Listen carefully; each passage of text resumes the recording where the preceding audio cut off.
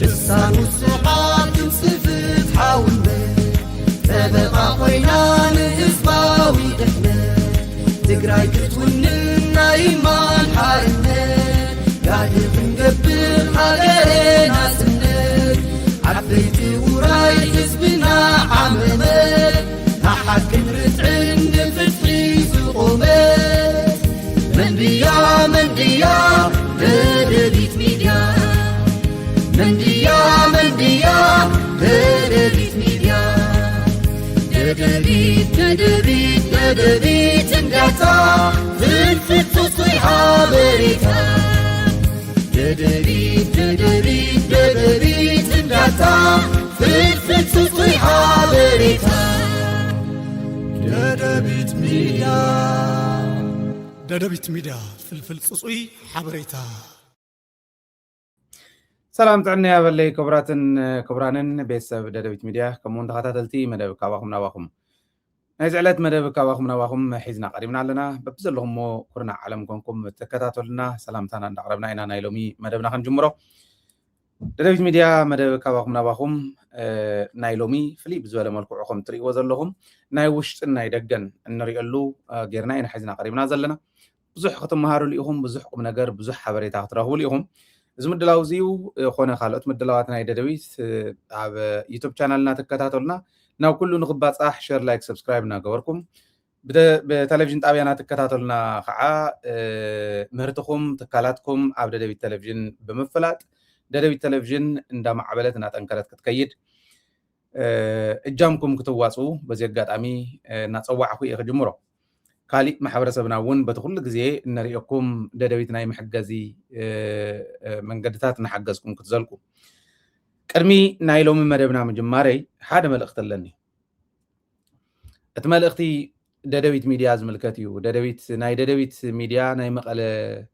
سترينا نابت مال زوقح ليتي سيرو ماتيوم سالساي فوقيو كما يتسيرو كما يخم تصريحو زبل إن بوليس يخونه بوليس حيزو الله حق حيزو الله جن ملا حزبنا خفلت أصله زلنا له درجة ونزر أصله زخانة دبيت ميديا نايم على الاستوديو نابت مال زوج حمشت آتيوم ملتش أبيلهم صار يقوم حديرهم الله بتحرقت حدا جزء يخرج الله وبملهم توم مش أفرتنا يتوم كدعت حاجوسهم كقول صيري زي فلت وجن كمتو هبين تاعز ولا زبال مريتكم زي لانت تقلبت مو سراسر بزح مو ولا عخوني ريلا يبهال مو تعدخت قلبت كلا كم زولا سرقي دبيت لو متسرقو توسن مليونات قرشو خوص ايو حزبي تحبابيرنا هايلون زنبراني شيء الويته زغزاهون نبرتين سلازي توسن مليونات لو متسرقو هايله أيموتن هايله بهوتون تفتيني يترف دو استوديو تسرقو هوتايون اوصيوم كوسدو كنداي تموكيره اي خمس تفلطو مالتي لذي زين دحريته يملسنان ግን ህዝቡ ክፈልጦ ደገን ውሽጥን ዘሎ ህዝብና ክፈልጦ ምእንታን ስቱድዮና ናብቲ ማል ዘውግሕ ምሸት ናይ መቐለ ስቱድዮና ማለት እዩ ሰሪቆም ሓዲሮም ኣለዉ ህዝቢ ኣብ ጎኒ ፖሊስ ኮይኑ እዛ ጉዳይ እዚኣ ተፃርያ ንብረትና እውን ናብ ኢድና ተመሊሱ እቶም ዝሰረቁ እውን ሕጋዊ ስጉምቲ ተወሲድሎም ክንርኢ ስለ ዘለና ከምዚ ዓይነት ምልክታት ዝረኣየ ዝኾነ ይኹን ሓይሊ ዝኾነ ይኹን ሰብ ኣብቱ ጥቃ ስቱድዮና ዘሎ ይኹን ካብ ወፃኢ ነገራት ክቀነባበሩ ከለው ዝፈልጥ በቲ ታሕቲ ትሪእዎ ዘለኹም ስልክና ንዓና እውን ክትረኽቡና ትኽእሉ ኢኹም ናብ ዝምልከቶ ኣካል ናብ ፖሊስ ክንሕልፍ ምእንታን ወይ ድማ ኣብ መቐለ ንዘለኹም ካብ ወፃኢ እውን ንዘለኹም ንፖሊስ ምሕባር እውን ይከኣል እዩ እዚዩ ቀሊል ነገር ከይመስለኩም ንደደቢት እኳ ከምዚ ገይሮም ሰሪቆም ነቲ ካሊእ ማሕበረሰብና ክንደይናይ ዝኣክል የሳቂይዎ ከም ዘለው ኣብ ከመይ ዝበለ ስቃይ ከም ዘሎ ሕብረተሰብና እዩ ዘርእየኒ እዚዩ ምምሕዳር ትግራይ ግዝያዊ ምምሕዳር ትግራይ ፖሊስ ዝእዝዝ ሰራዊት ዝእዝዝ ሓይሊ ፀጥታ ማሓውሩ ካብ ጫፍ ናብ ጫፍ ካብ ታሕቲ ንላዕሊ ዝእዝዝ ግዝያዊ ምምሕዳር መመዘኒ እዩ እዚአን ረኪቡ ክሕዝ በዚ ኣጋጣሚ ፀውዒተ ይቐርብ ኣለኹ ይፅዕሩ ኣለዉ እዮም ብልቢ ክብሪ ኣለኒ ተጓዮም ክገብርዎ ዝግብኦም ይገብሩን ዘለውን ዝገብሩን ዝነበሩን ምስጋና ይከቅርብ እሞ ህዝቢ ተሓባቢሩ ግን ክሕዘን ኣለዎ እዚ ናይ ህዝቢ ሚድያ እዩ ሃይለ ኣብዚ ዝንከራተት ንህዝቡ ኢሉ እምበር ንባዕሉ ካሊእ መረበቱን ሃይለ ካሊእ ቦቱኡን ሃይለ ካሊእ ስርሑን ሃይለ ስለዚ ንህዝባ ስለ ዝወገነት እዛ ሚድያ እዚኣ ሰሪቆማ ስለ ዝሓደሩ እሞ ውግንና ህዝባ ናይ ህዝቢ ውግንናና ክንስሕት ኢና ሽኻል ህዝብና ህዝባዊ ቃልስና ክነቋርፅ ኢና ኢሎም ዝሓስቡ እንተኮይኖም ተጋግዮም ኣለዉ ድርብ ስረ እንዳዓጠቕና ኢና መፂና ድርብ ስረ እንዳዓጠቕና ኢና መፂና ቻናላትና ይዓፅዎ ድርብ ስረ ይዕጥቁና ካሊእ ሚንስ ንደሊ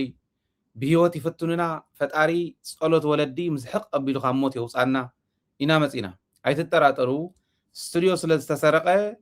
ኣብ ማሕበራዊ ሚድያ ተሰሪቁ ደደቢት ስቱድዮ ተሰሪቁ እንኳዕነይ ስለ ዝበለ ከምኡ ኢሉ ዝተርፍ ነገር የለን ምስ ፖሊስ ተሓባቢርና ምስ መንግስትና ተሓባቢርና ምስ ሰራዊትና ተሓባቢርና ምስ ተመሪሕ ውድብ እውን ተሓባቢርና ካብ ኩሉን ላዕሊ ህዝብና ስለ ዝኾነ ኣያና ማእገርና ሓይልና ህዝብና ስለ ዝኾነ ምስ ህዝብና ኮይና እቶም ዝሰረቁ እውን ክተሓዙ እዮም ጥርጥር የብለይን ግዜ ክነውሕ እምበር ካብ ውሽጢ ይኹን ካብ ደገ ሰረቀ እውን ክተሓዙ ብሕጊ ክፍረድ እዩ ክሕዝዎም እዮም እቶም ፖሊስ ኢለ ተስፋ ዝገብር እንተዘይ ተሓዙ እውን ደደቢት ሚድያ ቃል ሳጠጠው ይተብል ብጣዕሚ ዝሕዝን ዘለናሉ ኩነታት ብጣዕሚ ዝሕዝን ንብረት ኣሚኑ ከቕምጠ ይኽእልን ኢንቨስትመንት ኣሚኑ ኢንቨስት ክገብረ ይኽእልን ማለት ድዩ ከምኡ ዓይነት ትርጉም እዩ ዝበና ካሊእ ሰብ እውን ናይ ወፃእ ክኾን ይኽእል ናይ ወፃእ ዓዲ ክኾን ይኽእል ዋላ ትግራዋይ ኣብ ትግራይ ኢንቨስት ክገብር ይኽእል ዶ ዝብል ከም ዝበለ ናይ ፀጥታ ጉዳይ ክርኢ ከሎ እዚ ንክባረር እዮም ዝገብሩ ዘለዉ እቲ ህዝቢ በዚ ደረጃ ይረኣዩ ኢንቨስተር ትግራዋይ ይኹን ካሊእ ናይ ደደቢት ኢንቨስትመንት ዓብይ ኢንቨስትመንት ኢልና ይኮነ ንሕና እዚ ናይ ቃልሲ መሳርሒና እዩ ቃልስና ንቅድሚት ከይሳገር ዕንቅፋት ኮይኖም ፀላእትና ደኣ እሞ ነይሮም እንዲኦም ሓድሽ እኮ ይኮነን ንዓና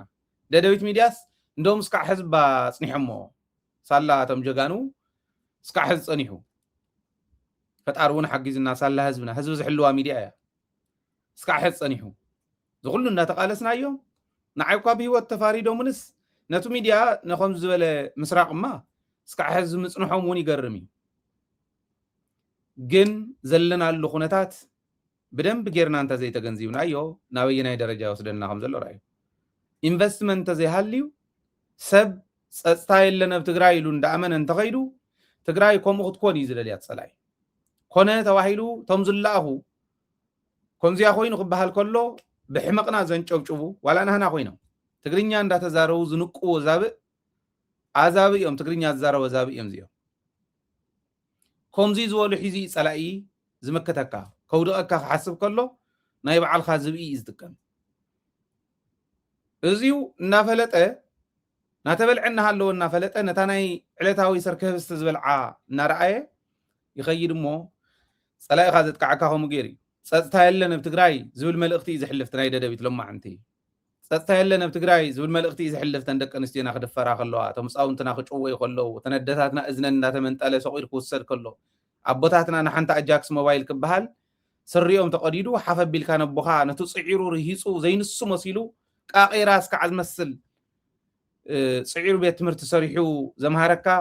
ሕክምና ሰሪሑ ዝሕከመካ ሕክምና ጣብያታትን ቤት ትምህርታትን ከመይ ከም ተሰርሑ ፈልጦም እየ ኣነ ዝዓበ ኩሉ ከባቢ ኣብ መላእ ትግራይ ከምኡ ከም ምዃኑ እየ ዝኣምን ከምኡ ገይሮም ዝዕወይና ወለድና ነተቦ እውን ንሓንቲ ሞባይል ንምውሳድ ኣልዒልካ ናብ ፋኛ ትራ ነቲ መንእሰይ እውን ሞባይል ንምውሳድ ተጋዳላይ እሞ ከዓ ንተጋደልቲ እውን እንተይተረፈ ሓንከስ እናበለ ዝኸድ ምስኪናይ እግሩ ዝኸፈለልካ ኢዱ ዝኸፈለልካ ዓይኑ ዝኸፈለልካ ነዚ ቀጥቂጥካ ትወስድ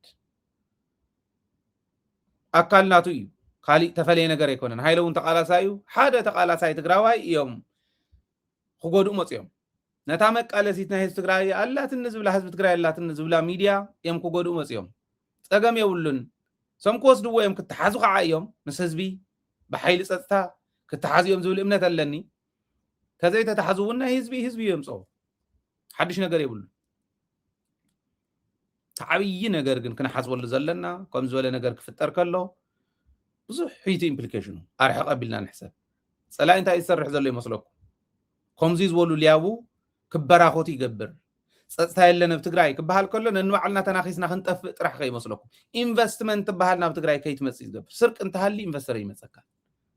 سرق أنت هاللي قومناي حواسي أي مسكان هستوريزون كاي مكن إيكونومي كاي مكن أوكي زعتو زوات صون من قد عاصي يمكنك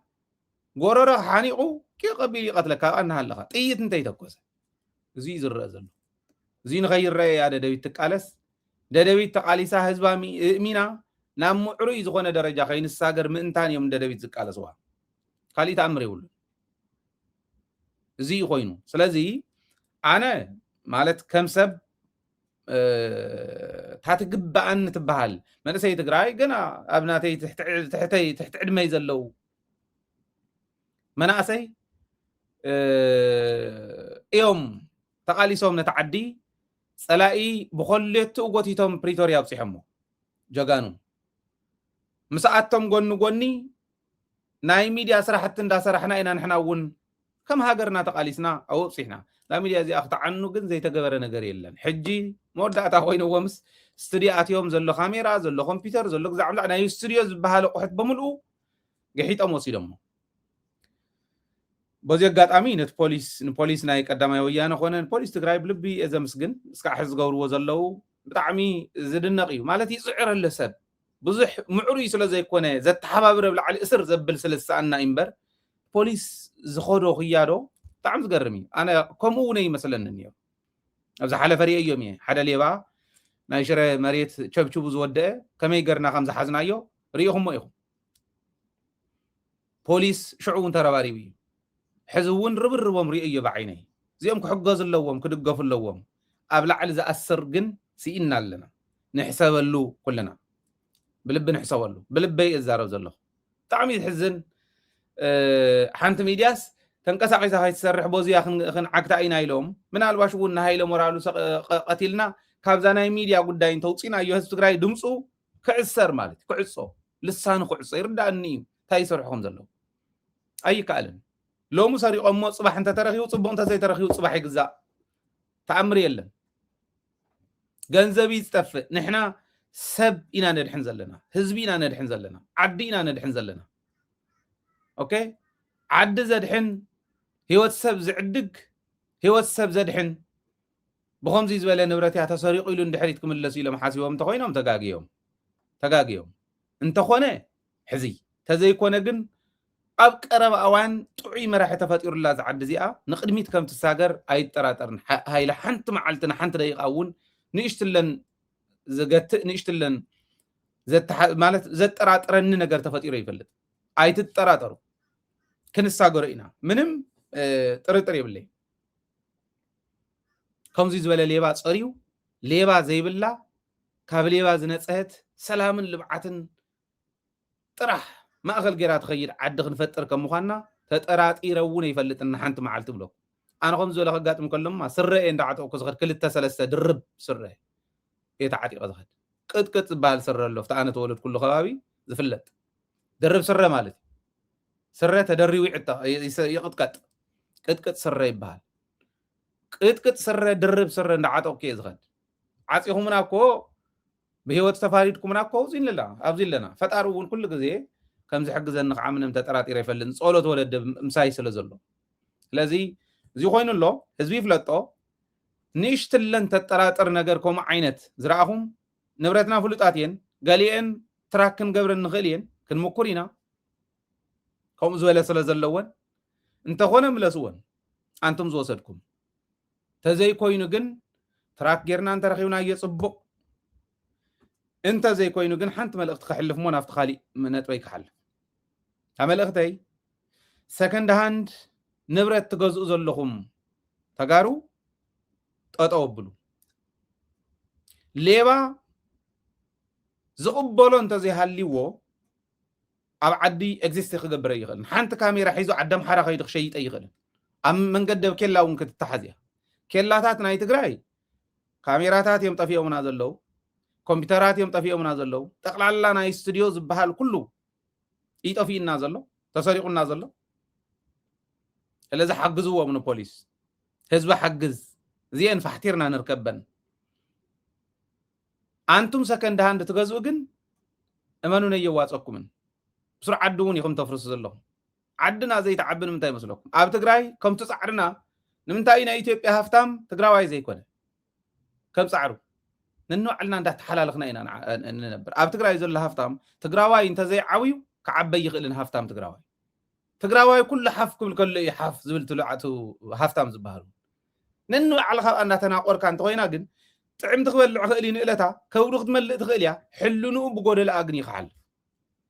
عدخن كيرينا نسرح زلنا عدخت كير انت خوينا هافتام تقراواي بإثيوبيا درجة بقرنا أفريقيا درجة بأفريقيا درجة بعالم درجة تودادار خو انت خوينو تودادار زخوان هزبي كل له بتأميت فتصم زي موت هزب انت زي فتيرنا هافتام تقراواي مسكالي كاب تقراي وصاي تودادار يخل أي كألن ساينس كوم أي يولن تفطراونا يكونن عين سلازي زين عبي كاواي سريقوس نتحد كاميرا زغز انت تشيطلو صحن غوناتو كاو سريقونا فتحد خشطلي كاميرا إنا نغير زلنا نمبر كاميراتات يكوننا ندرارب زلنا استوديو يكوننا استوديونا يسرق زلو استوديو ما يسنا نصغنينا زلنا سون كما يعني صحن يلكم قدم حزي حدث فريق تسريقوس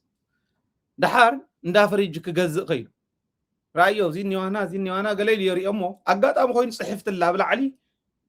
زغونه صحف اقميط الله لطف الله نيرو تا فريج او وشط خوينا سبلا علي بزغونه اغاطام خو مصحف الله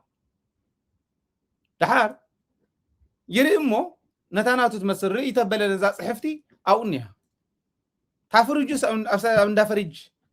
مشط رخيوا كاميرانا من كاميرا مشط خين رخو زيرا زيا غزيه ክትወስድ እምበር ክትርከብያ ملسو ወን አይን መልስ እንተልኩም ግን ህዝብ حግዘና ጸጥታ ኃይል حግዙ ጸጥታ ኃይሉን በደንቢ እዚኣ ታሪኽ ክትሰርሑ ወዚ ጋጣም ጻውዒት ይቀር ዓድና ክትዓብ ግን ከም ዝበለ ነገር ክጠፍእ خلሎ ንዑይና ከንአሊ በልንብል ነርና ሊያዊና ንሕዝ ነርናኩ قال يتريفوس مريت نا عدي شبشوهم زودو لياو خن حزينا خمي صعر خمس قن ناريهم نعنا مصيومنا ندعريتا ينملسن طرطر يولكم من بزي فصم حزب تግራይ ደደቢት ተድልዮ እያ ሌጋስና ሃይል እዚ ነስ ትግራይ ገዲፎሉ حلف እንተ ኮይነውን ገዲፎሉ ዝሐልፍ ዝያ ተአምር እንተ ዝፍጠር መሬትን ሰማይን እንተ ዝጣበቃ ደደቢት አይተወደው አይትጠራጠሩ ብዙ ሐሳባት ለጥፈያ ፌስቡክስ ብዙ حساب حنت دبخين بخين دويلنا ليس بخين أجهن دروي تتأو كولي مال الدين هي دمسنا خعفن دين هيلا أي عفنن استوديو سلا تسرقس استوديونا نصقن استوديونا مالت حنت معلتي أعطوس دل حزبنا حزنا طرطر يقولون كومو يقنت حسابهم نايتهم صلاتي زبالة صغيرنا خنصور حنبر ندحريت زمل سنا نجر يلن زيو بزي قطامي كرغاغصلكم فطو انت تو عدنا زني يخونتات ግን بطعم التحساسبي كفيل كابل علس ወንበር ንመማቅ እንተ ኮይኑ ጣዕም ከቢድ እዩ ከምዚ ዝበለ ነገር ተሓጋጊዝና ንሕና ሓጊዝናዮም ኢና ንብለፍት ዝሓለፈ እስካዕ ሕዚ ንገብሮ ዘለና ደስ ዘይክብሎም ክእል ኩሉ ሰብ ክተንጨብጭበሉ እዩ ደስ ዝብሎ ንሕና ይነንጨብጭብን ውዳቃት እንተ ኮይኖም ውዳቃት ኢኹም ኮንኩም እኒኹም መዓርዩ ኢና ንብሎም ብድፍረት ኢና ንነግሮም ህዝብና ክድሕነልና ስለንደሊ እዚኣ ደስ ኣይትብሎምን ንገሊኦም ደስ ኣይትብሎምን ብዙሕ ዝበሃል እውን ንሪኦ ኣለና ንከታተሎ ኣለና ምዕሩይ ብዝኾነ መንገዲ ህዝብና መሪሕና ክንሰግር ኢና ንደሊ ክንገብሮ ከዓ ኢና ኣይትጠራጠሩ ስለዚ ህዝቢ ተሓባቢሩ እዚአን ይሓዘን ካልኦት እውን ከምኡ ዝበሉ ከይስርሑ መድሓኒት ነቕምጠሉ እንተተሰረቀ ግን ምንም ጥርጥር የብለይን ፖሊስ ትግራይ ክሕዞም ኢለ እየ ዝኣምን ተዘይተታሒዙ ግን ሰብ ሃፍቲ እዚአን ክትከውን ኣለኩም ተዘይ ኮይኑ ህዝቢ ክትከእን ክኽእል ኣለዎ ክንሰርሕ ኢና ንቅድሚት ንሕና ግን ጠጠው ይነብልን ተዓብዪ ነገሩ 89% زي يسرح أستراليا يسرح 89% أستراليا يسرح سلازن إحنا 3-4 شو بمعلتي يسرح طيعمنا يكونن ولا خوفي إنه ندهالله هزبي كتساقر سلازدلي 3-4 شو بمعلتي يسرح 5-6 شو كنسرحينا خالقتون توسيخهم مو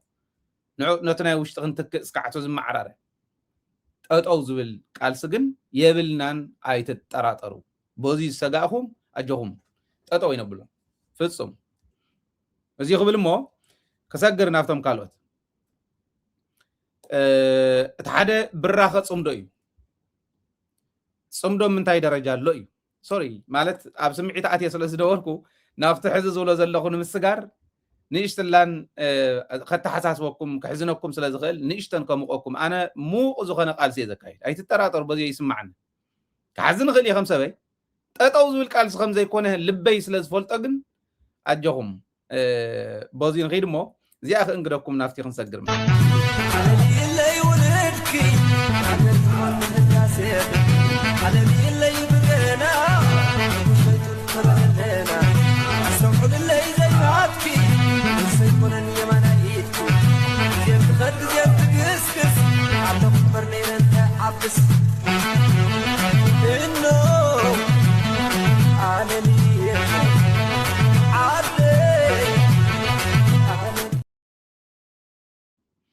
صمدو أمنتاي بس زبل نمبزحتكم حتى خونكم يخيليو تتراترو تفرحوا تسقوا زنوركم بصمدون مردعتا تدليلو كتلو تخليو أمنتاي بس صمدو خم مجمر يجمرنا ددويت ميديا لنا لعلن تحتني رميم شغالنا أصنعنا هزواوي متكلنا أصنعنا سلازغدنا قل بزحات حتوتات انداتمولس يخدلو حتوتاتنا كلهم تملسوا يمالته يكونن جنا شغله إني جن كعا relatively مستزح السب زنبره ورادر كله بتعمي بزجرم كونتاتي زغدل صمدو حزي زترفنا ناي منغستات مرخابي دناقر كزارو خلو اتصمدو خمزه يخون حزب تግራይ نام محلقايتو وهم زلو تزحش الناس مس ابي احمد مصقع مخان يزارو አይፈለጥዎን ሓደ መልእክተይ ክሕልፍ ንኩሎም ነቶም ጸረ ጽምዶ ዝንዩ ድሕሪ ሕዚ ንድሕሪት ዝምለስ ጽምዶ ስለ ዘይኮነ ዝኾነ ይኹን ሓይሊ ኣውሪዱ ዝድርብዮ ዘበላሽዎ ደረጃ ስለ ዘይኮነ ዘለሉ ትግራዋይነትኩም ኣይትሽጡ ንዘይኸውን ነገር ጽምዶ ክነፍርስ ኢና ኢልኩም ኣይትሽጡ ትግራዋይነትኩም ምስ ኣብይ ኣሕመድ ይኹን ምስ ኢትዮጵያ ድሕሪ ሕዚ ኣይሕሰብኒ ታስተረፈትና ናይ ጽምዶ መንግስታት ክልቲኦም መንግስታት ከፊሎም ከዘራረው ወይ ክጫዋወጡ በደደቢት ቴሌቪዥን መሕላፊ ቅድመ ኩለን ሚዲያታት ደደቢት ቴሌቪዥን ክሕልፈልኩም ይዚ ኣይትጠራጠሩ ኣብየናይ ግዜ ከም ዝግበር ባዕለይ ስለ ዝፈልጠይ ዘለናሉ ደረጃ እዚ ኣምንታይ ኢና ዘለና ኢሉ ትናይ ዓዲ ተዓንተ ወይ እውን ዘቕረብክዎ ካልኦት ናይ ዓዲ ኩነታት እውን ክርኢ ከሎ ኣምንታይ ኢና ዘለና ኢሉ ዝጭነቕ ሰብ ኣለና ፈልጥ እየ ትዝጭነቕ ማሕበረሰብና ሓደ ልብኻ ጠስሚ ዘስቲ ነገር ክነግረኩም እዚ የለና እዚ የብልናን እዚ ክንገብር ኢና እዚ ንገብር ነው ይብል ነገር ግን መሬት ትግራይ ኣብ ቀረባ ከም ዝምለስን ምናልባሽ መሬት ትግራይ ክምለስ ኢሉ ዓጀውጀው ዝብል ናይ ጸላኢ ናይ ኣብይ ኣሕመድ ሓይሊ እንተሃልዩ ንእሽትለን ትግራይ እንተተነኺኣ ዋላ ከምታ ናይ በቀዳማይ ብራያ ከባቢ ዘጋጠመትና ብዓፋር ዝመፁ ከምኣ ዘጋጠመትና እውን እንተጋጢማ ብዘይ ምንም ጥርጥር ናይ ጽምዶ ሓይሊ ዝበሃል ጠቕላላ ናይ ጽምዶ ሓይሊ ክቆፅረልኩም እየ ክመፂና ናብቲ ናይ ኣምሓራ ተኣምር ዝኾነ ዓወታት ክነግረኩም እየ ኤርትራ ዓፋር ትግራይ ኣገው ቅማንት ኣምሓራ እዚኦም ኩሎም ኣፍታ ዝኾነት ነገር ተፈጠረተላ ቦታ ብሓንሳብ ዓሚሞም ናይ ሰሙናት ከም እትኸውን ናይ መንግስቲ ኢትዮጵያ ጉዳይ ብልበየ ዝነግረኩም ስኢሉ እንጀሃር ኣይኮነን እንታይ ርኢ ዝወድኹም ዘይነግረና ዳ ክትብሉ ኢኹም ዘይንገር ኣይንገርን እዚኣ ግን ተሓቂያ ጫፍ ትግራይ እንተተነኺያ ሰራዊት ትግራይ መሬት ትግራይ ክሕዝ ከሎ ኣብ ዝኾነ ይኹን መዓልቲ ፅባሕ ይኹን ድሕሪ ፅባሕ ይኹን ድሕሪ ፅባሕ መዓልቲ ኣበየናይ ድሕሪ ወርሒ ድሕሪ 2 ወርሒ ድሕሪ ሰሙን ድሕሪ 2 ሰሙን ድሕሪ 2 መዓልቲ 3 መዓልቲ እዚ ይብለኩምን ሰራዊት ትግራይ መሬት ትግራይ ክሕዝ ከሎ ዝኾነ ነገር እንተተባሂሉ ዝኾነ ነገር እንተመኪሮም ወይ ክሕዝ ይኽእል ኢሎም ኣብ ዝጠርጠርዎ ዝኾነ ምልክት እንተሪኦም ናይ ፅምዲ ሓይሊ ብምሉእ ኣፍታ ቦታ ንሳሎ እዚ ብእምነት እየ ዝነግረኩም ዘለኹ ብምሉእ ዓርሰ እምነት ብምሉእ ምድላው እውን ማለት እዩ ናይ ፅምዶ ደረጃ ኣብ የሎ እንተኢልኩም ካብዚ ንላዕሊ ካሊእ ከመረኩም ዝኽእል ኣሎ ድዩ የለን ንጃሃር ኣይኮነን ብተግባር እየ ዝብለኩም ዘለኹ ብተግባር ለዚ ነዚ መረጋገፂ ክኾንና ዝኽእሉ ብዙሓት ነገራት ክንገብር ኢና ኣነ እውን ክንቀሳቐስ ክጅመር እየ ነቲ ናይ ፅምዶ እየ ዝዛረብ ዘለኹ ብካሊእ ኢሞሽን ዝዛረብ ዘለኹ ይመስለኩም ክንቀሳቐስ ክጅመር እየ መቐለ ከይደውን ደብረፅዮን ድዩ ወዲ ወረደ ዲ ኢንተርቪው ክገብር እየ ኣስመራ ከይደውን ንኢሳያስ ኢንተርቪው ክገብር እየ መዓዘ ምስ ገበርናዮ ክትርእይዎ ኢኹም ኣብቲ ቦርደር ንኸደ ኣለና ሕዚ ራማ ዳርጋ ንውድእ ኣለና ኣየናይ መሬት እዩ ማለት መን ዝኸድ ዘሎ መን ዘይኸድ ዘሎ ክንነግር ስለ ዘይንደሊ ብባድመ ከባቢ ክንደየናይ ዝኣክል መሬት ከም ተወፀ ርኢናኩም ኣለና ብራማ ከባቢ ዳርጋ ንውድእ ኣለና ለምቅነ ክነሪኦኩም ኢና ብዛላምበሳ እውን ክንከድ ኢና ክንዘልቕ ኢና እስካዕ ዛላምበሳ ጫፍ ኣበየናይ ከባቢኦም ዘለዉ ዝብል ርኢና እዚአን ሒዝና ኢና ናይ ኤርትራ መንግስቲ ንኸይድ ኣብዚኣን ኣለኹም ኣብ ቅድሚ ኢሳያስ ከፍ ኢለ ማለት እዩ ኣብዚ ኣለኹም ንምንታይ ዘይትወፁ ኢልካ ዝሕተት ንኢሳያስ ብድፍረት ማለት ኢልና ንፈርሖ ነገር ኣይኮን ቃልሲ እዩ ግን ከዓ ሙሉእ እምነት ስለ ዘለኒ እዚ ክንሓቶም ከለና መልሲ ኣለዎም መንግስትና እውን መልሲ ፈልጦ እያ ኣነ ንዓኹም ግን ብጭብጢ ኣብ ስክሪን ርኢና ኢና እዚ ንገብር ሚድያ እዚ ክገብር ስኢልና በዚ ኸደ በዚ ሓለፈ ጥራሕ ኣይኮንናን ክንብል ናይ ፅምዶ ብራኸ ኣብዚ እዩ ዘሎ the next step ሕዝን ፅበዮ ዘለና ኣብ ቀረባ እዋን ዓብይ ሰበር ተፀበዩ ኣብ ቀረባ እዋናት ዓብይ ሰበር ተፀበዩ በቲ ዝብሎ ዘለኹ ደረጃ ካብኡ ንላዕሊ ግን ፅምዶ ብራኹ ዝግለፅ ናይ መንግስታት ረኽብን ንእሽትለን ትግራይ እንተተነኺኣ ናይ ፅምዶ ሓይሊ ዝበሃል ብምልኡ እንተሎ ናይ ኦሮሞ ሓይሊ ብንየ ብርግፅ ኣብኡ ዝተወሰኑ ሕቶታት ኣለዉ ግን ንሳቶም ንቅድሚት ንሪኦም እንተሎ ንሶም ግን ካልኦት ሓይልታት ናይ ጋምቤላ ናይ ካሊእ እውን በልዎም እዚኦም እንተይተረፈ እቱ ንኢትዮጵያ ነንባዕላ ዘባልዓ ዘሎ ሓይሊ ዋጋ ክኸፍል ክገብሩ እዮም ኣይነኽኣና እንተነኽኢና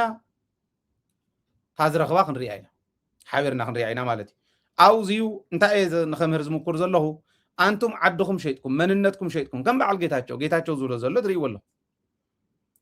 ይኸውን ዶ ይኾን ተባሂሉ ዝምኮር ዘሎ ምኮራ ኣይኸውንን እሞ ኣይትባላሸው እንተነኣሰስ ከዓ ዝተባላሸኹም ይእኸልኩም ተመለሱ ናብ ዋናታትኩም እዩ ቅንጅት ዝነበሩ ናብ ቅንጅቶም ተመሊሶም ገለገሊኦም ምኒልክ ዝጨኑ ኮይኖም ቶም ተጋሩ እየ ዝብለኹ ኮይኖም ንሪኦም ኣለና ጋዜጠኛታት እውን ኣምሕርሒሮም በቃ ማሕርኛ ንምንታይ ምሕላፍ ኢለ ኣይኮነን ሚስጥር ትግራይ ዝብል ነቲ ትግራዋይ ዝምልከቶስ በማሕርኛ ምዝራብ እንታይ ማለት ምዃኑ ይርዳእኒ እዩ ግን ኣይትጠራጠሩ ዋላ ክንዲ ፅፍሪ ተኣክል ክፍተት ኣብ ዘይትፍጠረሉ ደረጃ ክነብፅሓ ኢና ታፅምዶ ዘላትሉ ደረጃ ግን ነዚ ትመስል ዝብል ትብራኽኡ ክነግረኩም ደልየ ንሕና ፀገሙ እውን እዚ ፀገም ኢልና ለሊና ኣላሊና ሂብና እቲ ዓወት እውን እዚ ዓወት ኢልና ኣለሊና ሂብና ንክልቲኦም ብድፍረት ሓቲትና ንኸይድ ኢና ፍልይ ዘብለና ዋላ ካብ ናይ ኤርትራ ሚድያታት እውን ዝፈልየና ብኤርትራ ወገን ዘሎ ፈሪሕናዮ ይንፈልጥ ኣይንፈርሖን ክእርሞ ዝግብኦ እዚ ኣርም ኢልና ሓቢርና ክንሓቶ ዝግባአና እዚኣ ንምንታይ ኢልና ሓቲትና ኢና ንኸይድ ነዚ በዚ ደረጃ እዩ እሱራት ኣለዉ ዝበልኩምና ሓንቲ ፎርም ኣብ ዩቱብ ቻናልና ለጢፈ ነይረ ሕዚ ፕራይቬት ገይረያ ኣለኹ ፎርም እያ ንምንታይ ክንዱ ዝመፀ ይመሰለንን እንታይ ኢና ኢልና ነርና ኣብ ኤርትራ ዝተኣሰሩ ዝርዝሮም ምስ ዲስክሪፕሽን እንታይ እዩ እሲርዎ መዓዝ ተኣሲሩ ብቕንዕና كتملؤلنا مو دحرنا ساحيزنا كنكيد ينيرو حزب برايفت غير يالله العليا يالله نمنتا العليا سبك امطلا نيرني نعم اب اثيوبيا استاثروا من يوم بمنتاي مخنيات معز علات انتاي تواهيلهم مسكع حزبل تفورمول ديسكريبشن الله زملاءهم لهم لعلميتن قال انت مليو دحر انت راه هو عاوز خوينا نحنا طرح نبلو نغلو يكونن سبك امطلا سلازلني العليا زلهو እንደገና ክትስቀልያ ነታ ፎርም ኣብ ዩቲዩብ ቻናልና ተኸዱሞ ደደቢት ሚዲያ ኦፊሻል ዝብል ከይድኩም ታ ፎርም አክቲቭ ምስ ገበርናያ ነታ ፎርም ክሊክ እናገበርኩም ትመልእወን ብሙልአን ብቕንዕና ትመልእወን መሲልካ ንሓውካ ንኽስታይካ ክትብል ኣይኮነን ኣብ ስግረዶ ብሰርሕ እንተ ነይሩውን ስግረዶ ብሰርሕ ዝነበረ ኢልኩም ትመልእዋ ተጨዊ ኸይዱ እንተኾይኑ ተጨዊ ኸይዱ ተጨውያ ኸይዳ ኢልኩም ትመልእዎ መን ከም ዝበሃል መዓዘ ከም ምዃኑ ኣበየሎ ይበሃል ገለ ዝብል ኩሉ ደጊምና ምስ ተቐልናያ ዲስክራይብ ገብረልኩም እየ እዚ እውን ብቕንዕና ኣምፁልና ኢሎም ኣለዉ ካብዙን ላዕሊ የለን ኣነ ማለት እዚ ኤክስፔክት ገብሩ እንተ ነርኩም ካብ መንግስቲ ኤርትራ I don't know ኣነ ወይ ካሊእ ማለት ድሒረ ነይረ ማለት ብትኽክል ግን ባዕለየ ዛሪበዮም እየ ሙልእዎ ኣትፎርም ናይ ባዕልና ስጀሽን እዩ ግን ዝርዝር ኣምፁልና እሞ ኣበይ ከም ተኣሰረ መዓዝ ከም ተኣሰረ ንምንታይ ከም ተኣሰረ ዝብል ብቕንዕና ዘርዝር ኣምፁልና ኣብዚ ዘለዎ ናፃረና ክንገብሮ ኢና ዝብል ዓብይ ብሬክ ትሩ እዩ እዚዩ ነቱ ንዓና ነቲ ዝነበርናዮ ማለት እዩ ስለዚ ኣነ ይሕጉሰኒ እዩ ኣየት ኣምፁልና እሞ ክንሪኦ ዝብል መንግስቲ ምርካብ እሞ ምስ ናይ ኤርትራ ምስ ዝነበርናዮ ኩነታት እዚ ኤክስፔክት ኣይገበርክዎን ተን 4 ሕቶ ይትፈልጥዎን እዮም ስራት ይፈትሑ መሬትና ውፁ ይማእኸል ይሰነድ እየን እዚአን ነታ ፅምዶ ስለ ዘጠናኽርኣ ህዝቢ ኤርትራ ንህዝቢ ትግራይን ዳሕራይ ፍፁም ነበረ ይገን ኢልና ፍፁም ንድሕሪት ንዝቕፅል ግዜ ንሕና ንደጋገፍ ክፅግመና ከሎ ኣብ ትግራይ ፀገም ተጋጢሙ ኣገልግለን መሊአን መኪነአን ፅዒነን ዝመፃ ኤርትራውያን ዝመፁ ኤርትራውያን ኣብ ኤርትራ ፀገም ተጋጢሙን ከምኡ ኤርትራ ክትንካእ ከላ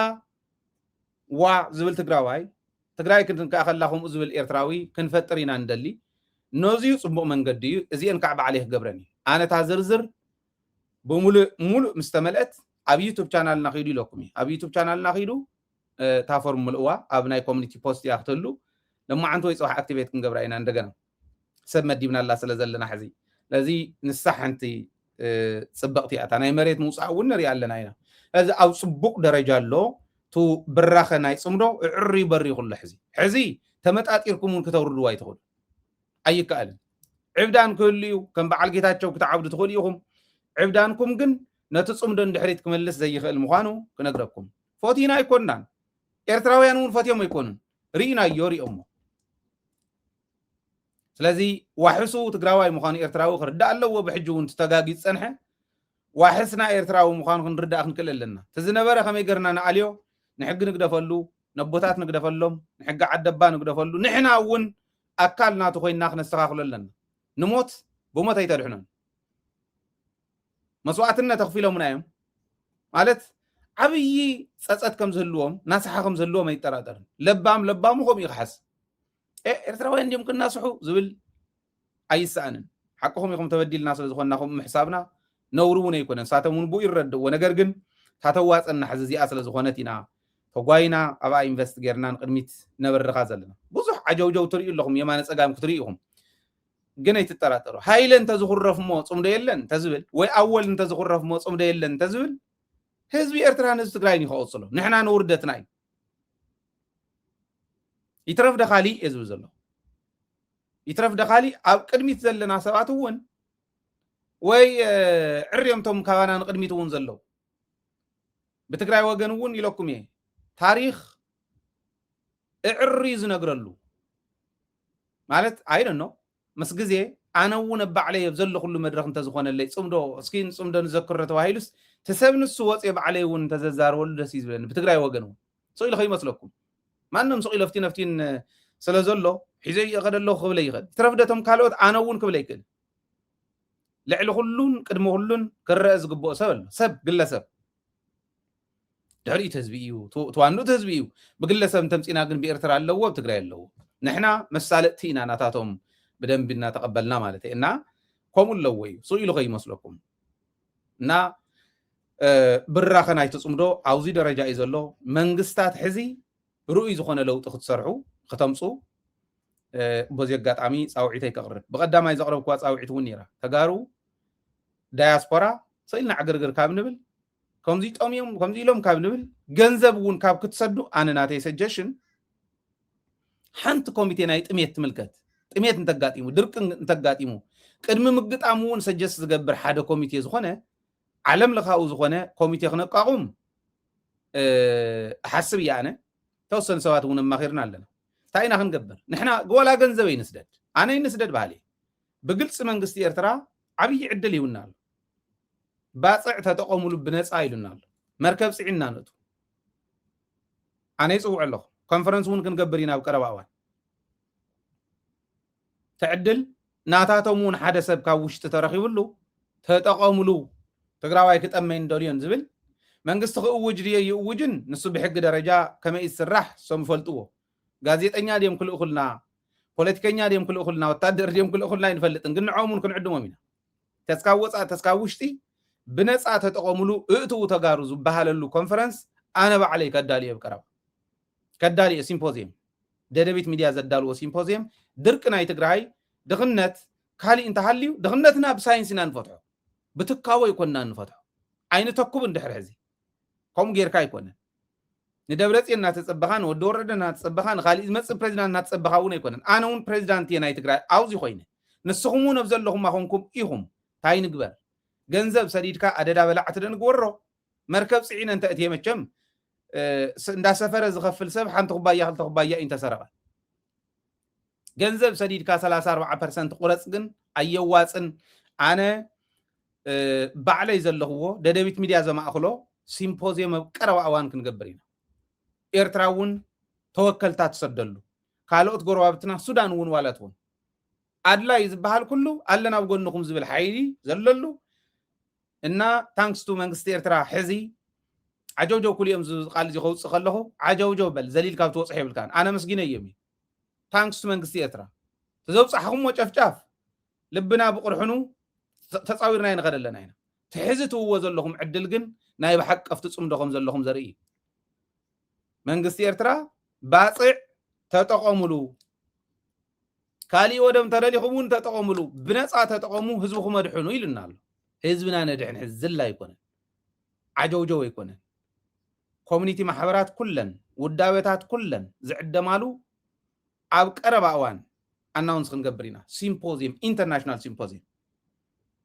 ኣብ ደደቢት ሚድያ ዝምእኸል ማለት እዩ ኣብ ኣፍታ ሲምፖዚየም ኮሚቴ ክንመርፅ ኢና ዓለም ለኻዊ ኮሚቴ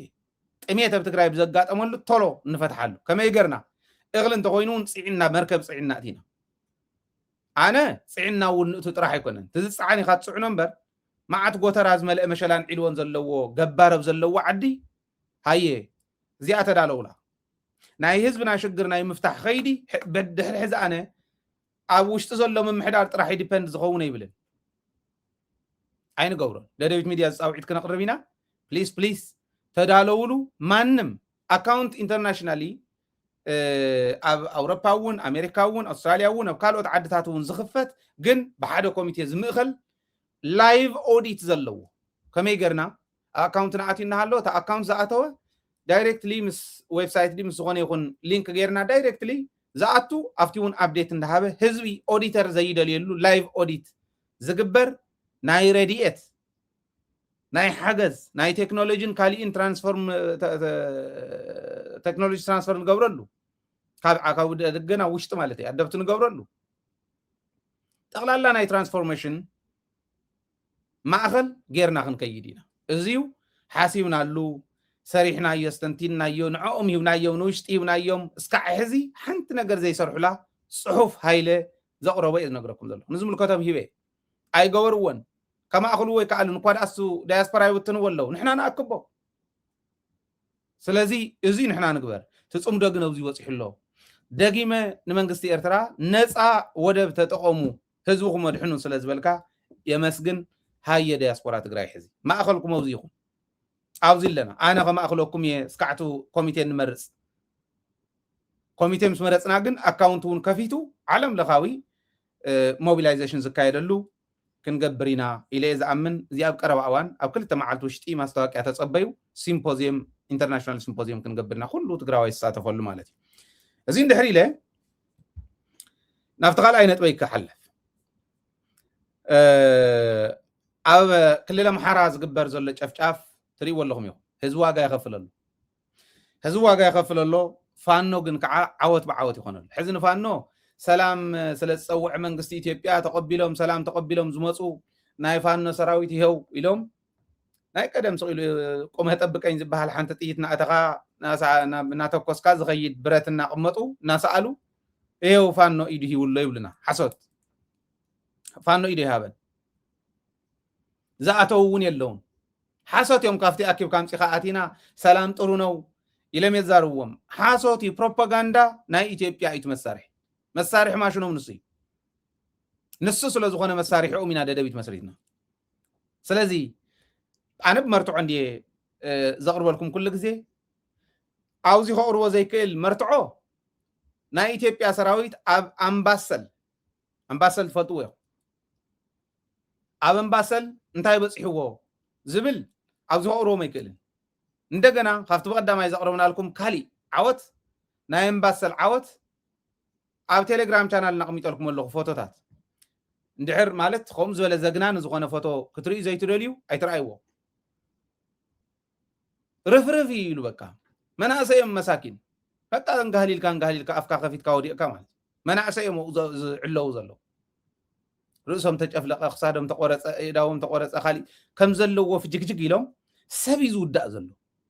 ኢትዮጵያ ብፈኸራ ዝትገብረላ በምሓርኛ እውን ክንመፅእ እንዲና ሕዚ ንዕኦም ዝንገር ዘበለ በምሓርኛ ክንመፅእ ኢና ከምቶም ባንዳታት ኢና በምሓርኛ ናይ ባዕልና ንባዕልና ዝንገር በምሓርኛ ዘይንነግር እምበር በምሓርኛ ንዕኦም ዝንገር ክንመፅእ ኢና ይኸውና ልጆቻችሁ እንደዚህ እያለቁ ነው ክንብሎም ኢና ኣብ ቴሌግራም ቻናል ነራዩ ኣብዚኣ ግን ዘሪኦኩም ናይ ኣምባሰል ከሪኦም ይጠፍእ ኣሎ ፋኖ ጠፊኡ እንደው የለቀምናቸው ነው ዝብለካ ዘሎ ብርግፅ በታ ሓደ ገጽ እንደዚህ ተሰብስበን ሚሊሻ አድማ ብተና ልዩ ኃይል ፖሊስ እና መከላከያ አንድ ላይ ሆነን እንዴት ነው የኃይል ማሸነፍ ያቃተን ኩልኩለቱ አዛዝናይቱ ግንባር ትሪዎ ነርኩ ታቅንሳ አብዎም ጥራሕ አይኮነን ሰይሉ ዝበልዖም ዘሎ በቃ ይውድዮም ዘሎ በብ መዓልቱ ከዓ መንእሰይ እንዳስልጠነ ኢቱላ አብይ አሕመድ ናይ ኢትዮጵያ በዚ ህዝብስ ከመይ ንቆጻጸር ክብል ከሎ ፓርላማ በጃኹም ኮንትራሴፕቲቭ ተጠቀሙ ጥንስ መከላከል ተጠቀም አዴታት ኢሉ አብይ አሕመድ ክዛረቡ ሰሚዕኩም ነው እንደውም ስናይ መለስና ወዳደሩ መለስ ልጅ ሲወለድ ሆድ ብቻ ይዞ አይደለም እጅና እግር ይዞም ይወለዳል ክብል ከሎትዩ በጃኹም ናይ ጥንስ መከላከል ተጠቀሙ ሰብ ይወዝሕሎ ክብል ከሎ ሰሚዕኩም ሕዚ ተሰበዝ ሕዲ ዝቅንስ ዘሎ ኢጎዲ ይኹም ገይሩ ሰብ ንኽውዳእ ዝገብሮ ዘሎ ይፍለጥ ግን ሰብ ይውዳእ ኣሎ ኣብ ቴሌግራም ቻናል ናኸይድኩም ራእይዎ ፋኖ ኢዱ ክህብ ይትረፍሞ በብ መዓልቱ ዝርፍርፎ ዘሎ ሰራዊት ናይ ኢትዮጵያ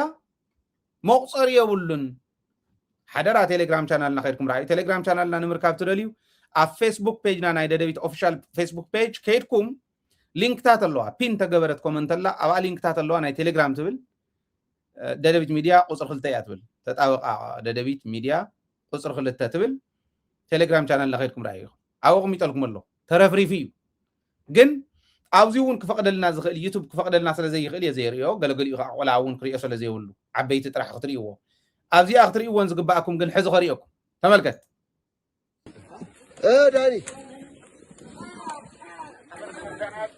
ከትምህርት ቤቱ በላይ ዘጤና ከኬላው ጋር ሁለት መኪናም ጥለው ሄደዋል።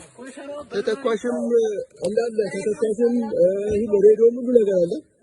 ቦርሳቸውንም እንዳለ ጥለው ነው የሮጡት። እዛ ትናንት የተለያየንበት የለም ከሱ ወደ ላይ ትናንትና ያገኘንባችሁ ቦታ ላይ ከሱ ቦታ ላይ እንትን ነው ተተኳሽም እንዳለ ልብሳቸውንም ምናቸውንም ጥለው ነው እየሮጡ ሄዱት። እኛ ኮተና ምንድነው አለ ዲሽካ 3 አስቃጥላ አግኝተናል። እስካሁን የዲሽካ 3 አስቃጥላለ ምግባቸውንም እንትናቸውንም ጥለው ነው የሮጡት።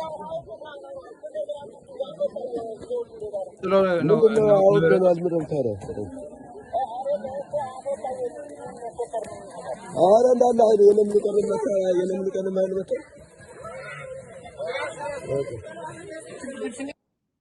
حزي زيات أبي تبكنري عن خيليا أبي تبكنري زي نخيل تم تجفلق ورسوم تجفلق ومعاتر يساقن أب تيليجرام channel نخيلكم رايو قولي كلت مكينا ملو أصوار كلاشنات ناي دشكاتيت دشكا بعلو يم قدي فهم كيدو مسترف رفيو أمباسليزيو لومي تمالن لومن عبد برسينا إني حزي دبرسينا كاو دي سابا خندي آتار حقا عبد برسينا إني مالت عدي سابا تغايب دبرسينا هو واقع كله فانو جنرالات يمزو مرحوه دبرسينا ناتواقع عدي سابا حيلي يقولن كتولنا يتقول عوشتوني هو حيلي أولاون اللوو فانوون اللوو عبد برسينا يواقع اللو حزي يزولك من الله أزينا تجبرنا هاللو حزبك وفانو يجبانو لمن تايم وسيلكم بروباغندا خين سرح بعد جيتاتشو زول وزنورو بارتتات نايت جراي نمرحينا زول قل سبات زول وزنور إخما فانو أبزو خباب زي وصحيو سب سوماليا بخمسة تخسة بقى إثيوبيا يفرسج نو بلو أناليسيس ميسورو ناتشو بوليتيكونيوش يتجراي بوليتيكونيوش نور بمحارنيا يزارو فانو ما خمسي قورل لنتاي حسد اللويزي نمنتا يمكن كم زولي مسلكم وازم حسوتي الناس إلا كنكيد ويتنا ميديا دخمتنا يفلطوا ونديو بتخكل فانو وتخكل كم زي سرح له إثيوبياون عناونا وياتوزل وا تعذر أخو متأيتكو تن مخاينون كلتي المخاين جنزل تخفيل كاكوي جنزل كفيل كاكوي سمعت سب زتقفز له واقاكو يتغفز الله تعدي ايكونوميكلي تعنو الله بوليتيكلي تعنو الله حافشاو زغونه عنوات يزبط حزل تعدي تعنو الله مالت ابي احمد برقيحو خم منغستا هايله ماريام نزمباوي خيدو مالت طرح يكون فاينال وصيتو فاينال جولو نسخونه خلي كنت عني اني تعدي تاي زربالو كوميلوم سرح يوميلو ጌታቸው كزارب كله ጌታቸው ፖለቲካውን ዝርዳእ ሰብ ይኮነ በግልጽ የዛረብ ዘሎ ጌታቸው ናይ ፖለቲካ አቅም ይውል ቀደሙ ነው ፖለቲካ ይነበረ حجونا بوليتيكا لين كلمة صينا تناتون حدا غزي عرينا زي رأنا ينز حلفا نغرات كم زلواون ريني جن نايف هانو زين تيلنا جنرال تفرع مامو كابز ولم نشتلن كاسمعكم ጉዳዮች ዙሪያ ከአማራ ፋኖ ብሔራዊ ኃይል የሴንትራል ኮማንድ አባል ከሆኑት ከጀነራል ተፈራ ማሞ ጋራ መለስተኛ ውይይት አድርገናል። እስከ ፕሮግራማችን ፍጻሜ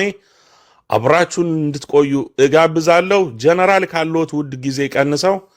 ይህንን ቃለ ምልልስ ለመስጠት ፍቃደኛ ስለሆኑ እጅግ በጣም አድርጌ አመሰግናለሁ። እሺ እኔም አመሰግናለሁ በለስ ሚዲያ። ሰሞኑን በተለይ ፋኖ ላይ ጠንከር ያለ የብልጽግናው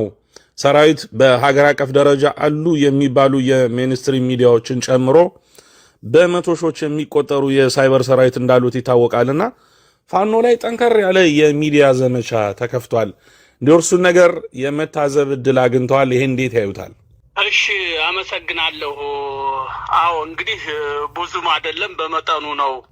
እየሰማነ ያለ ነው። ያየህ ዓለም መቸነ ስላለ ከስራ ጋር ተያይዞ እንግዲህ ብልጽግና ምንድነው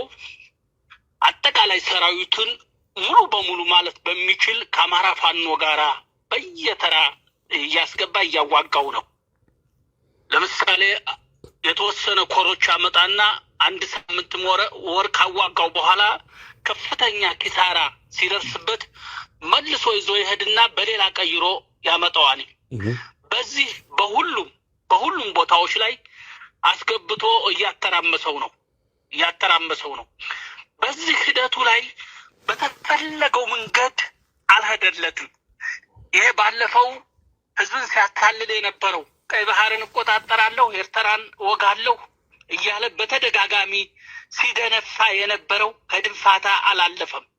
ፋኖ ገጥቶ ይዞታል። በተደጋጋሚ ውጋዎች ፋኖ የብልጽግናን ማጥቃት እየቀለበሰ ባለበት እንዲቆም አድርጎታል። ከዚህ የተነሳ በተገኘው አጋጣሚ ፋኖን ለማጥላላት የማያደርገው ነገር የለም። ምክንያቱም የፈለገው ነገር አልሆነለትም። ይሄ ህዝብን ሲያታል የነበረው እያንዳንዱ ጀነራል ተብዬ እያንዳንዱ ሚኒስተር ተብዬ ሁሉም እየወጣ የባህር በር ልናስመልስልህ ነው የሚለው ድንፋታ ከድንፋታ እንዳላለፋቶ ይሄንም ከቶ የያዘው መፈናፈኛ ያሳጠው የፋኖ ኃይል መሆኑን በሚገባ አሳምሮ አውቆታል።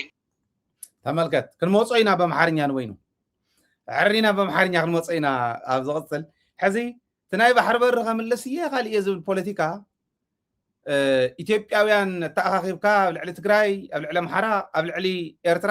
ንምውፋር ንምዝማት ተዘይኮይኑ ፋኖ ክንደየናይ ዝኣክል ሒዝዎ ከም ዘሎ ትርእይዎ ኣለኹ። እዚ እዩ ፋኖ ጀነራላት እዮም ዝመርሕዎ ዘለዉ ባይዘወይ ናብ ሰንትራል ኮማንድ መፂኦም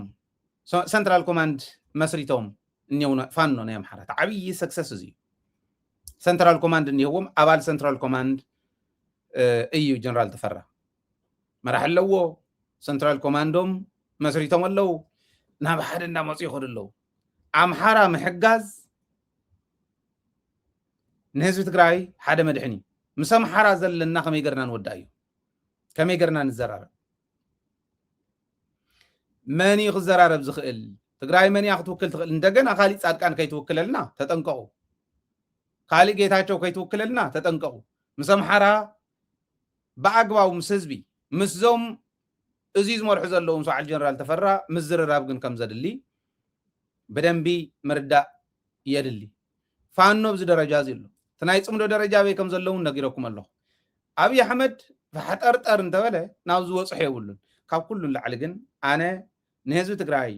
ንመሪሕነት ትግራይ ዝመክር ኩሉ ግዜ ምስ ጎረባብትና ሰላም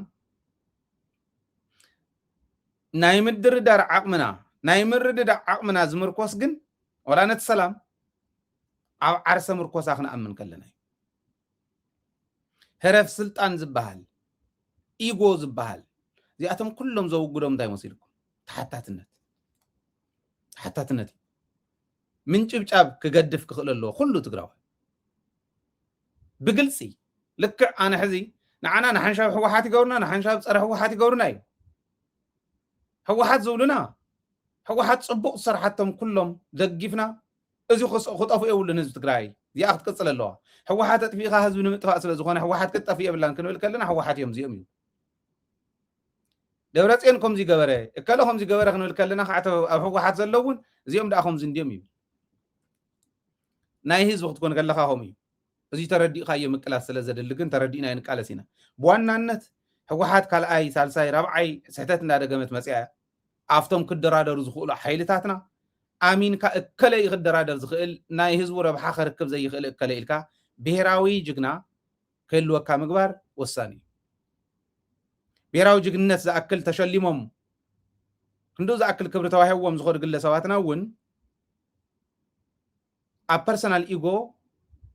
ተንጠልጢሎም ከይተርፉ ብደንቢ ክሓስቡ ኣለዎም ከም በዓል ጻድቃን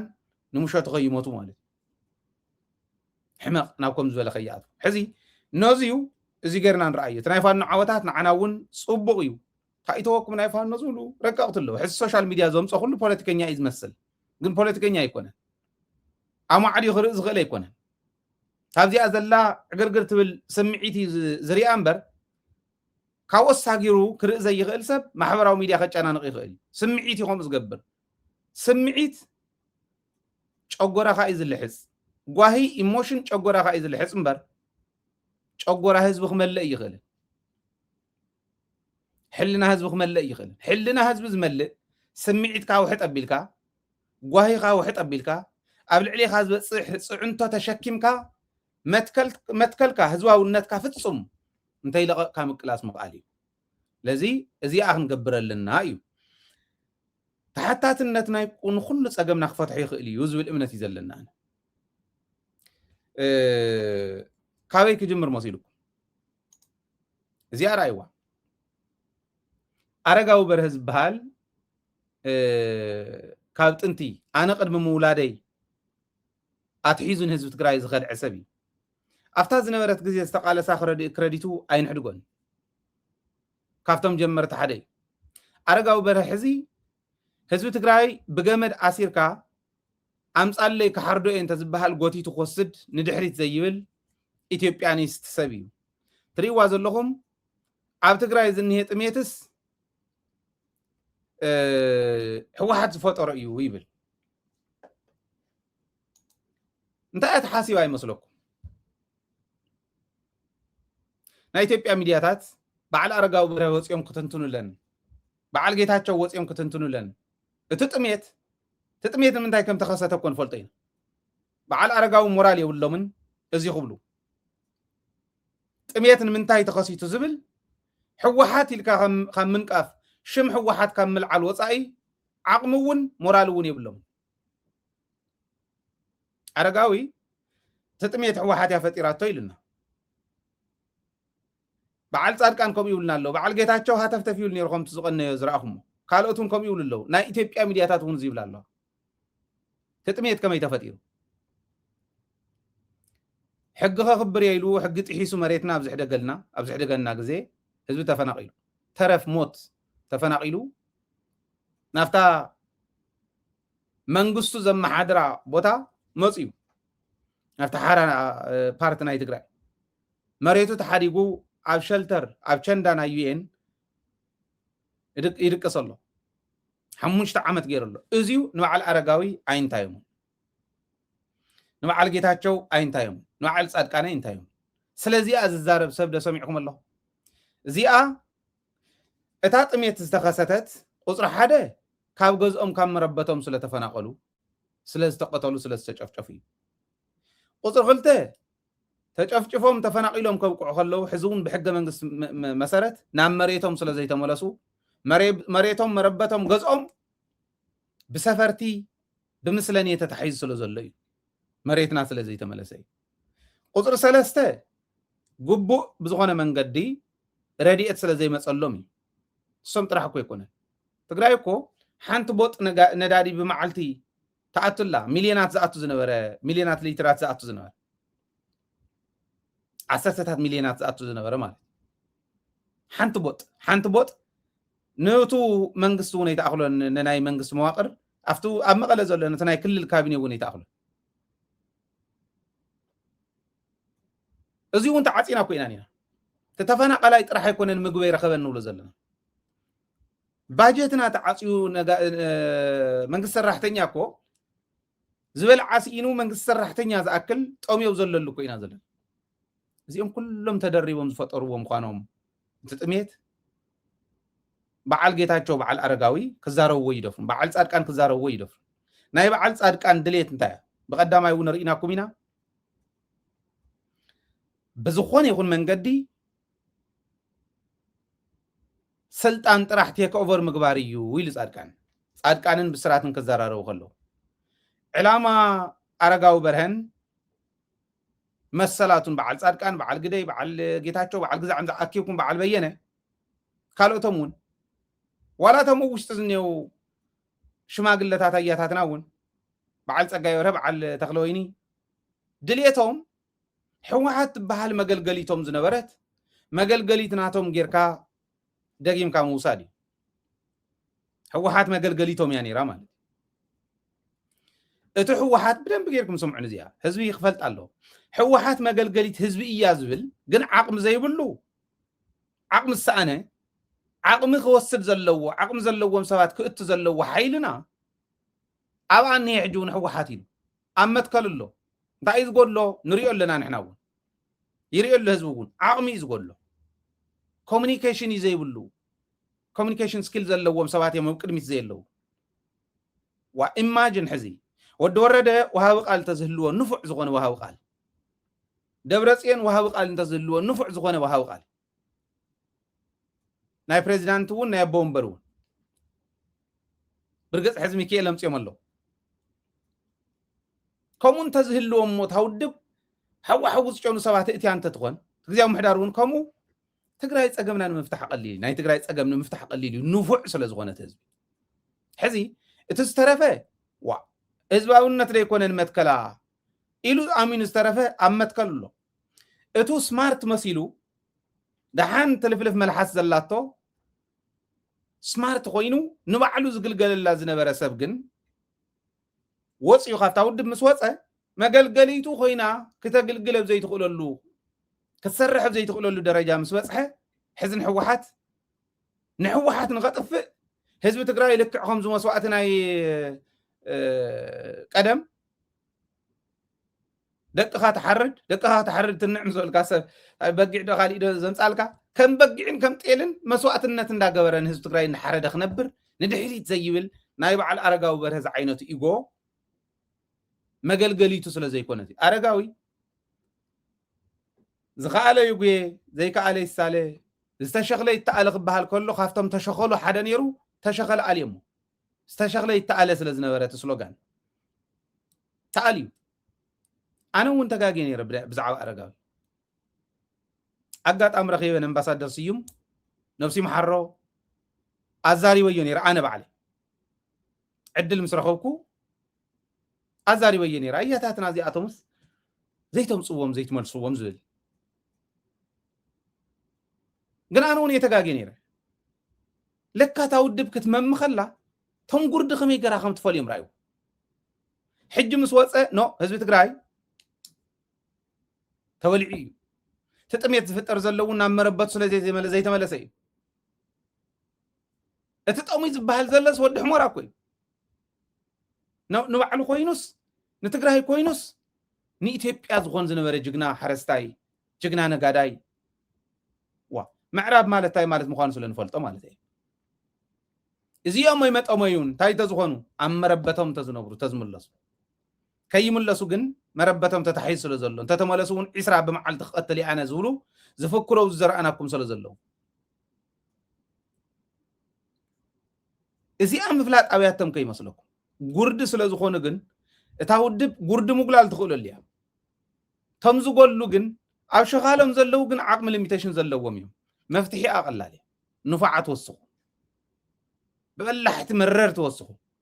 ብተልእኾ ዝተመከሩ ምኩራት መናእሰይ ምሁራት ወስኹ ንዓይ ደኾነ እንጭብጭበለይ እንዳበልካ ምውሳኽ ኣይኮነ ትውድብ ይወስኽ ሰብ ጥዕና ዘለዎም ሰባት ሞራል ዘለዎም ሰባት ህዝባውነት ዘለዎም ሰባት ይወስኽ መፍትሒ ናይቲ ውድብ እዚ እዚኣ እንተ ጌራ እታ ውድብ እቶም ጉላላት ብኮሙኒኬሽን እውን ይበልፅዎም እነቶም ንፍዓት ብመትከል ብህዝባውነት ከዓ ይቐርብዎም እነቶም ንፍዓት እዚኣ መፍትሒ ታቐላል እያ እዚኣ ንምግባር ሞራል እንተሃሊኩም መፍትሒትኩም እዚኣ እያ ኣረጋዊ ሞራል ሃሊዎ ግን ከምቲ ዝረኣኹም ኢሉስ ተጋሩ ክእምን ኢትዮጵያውያን ክእምን ኣይኽእልን ብፍላይ ሕጂ ከዓ ደደቢት ኣላ ሚድያ ኣለና ብኩሉ ቋንቋ ክንበፅሐሉ ንኽእል ኢና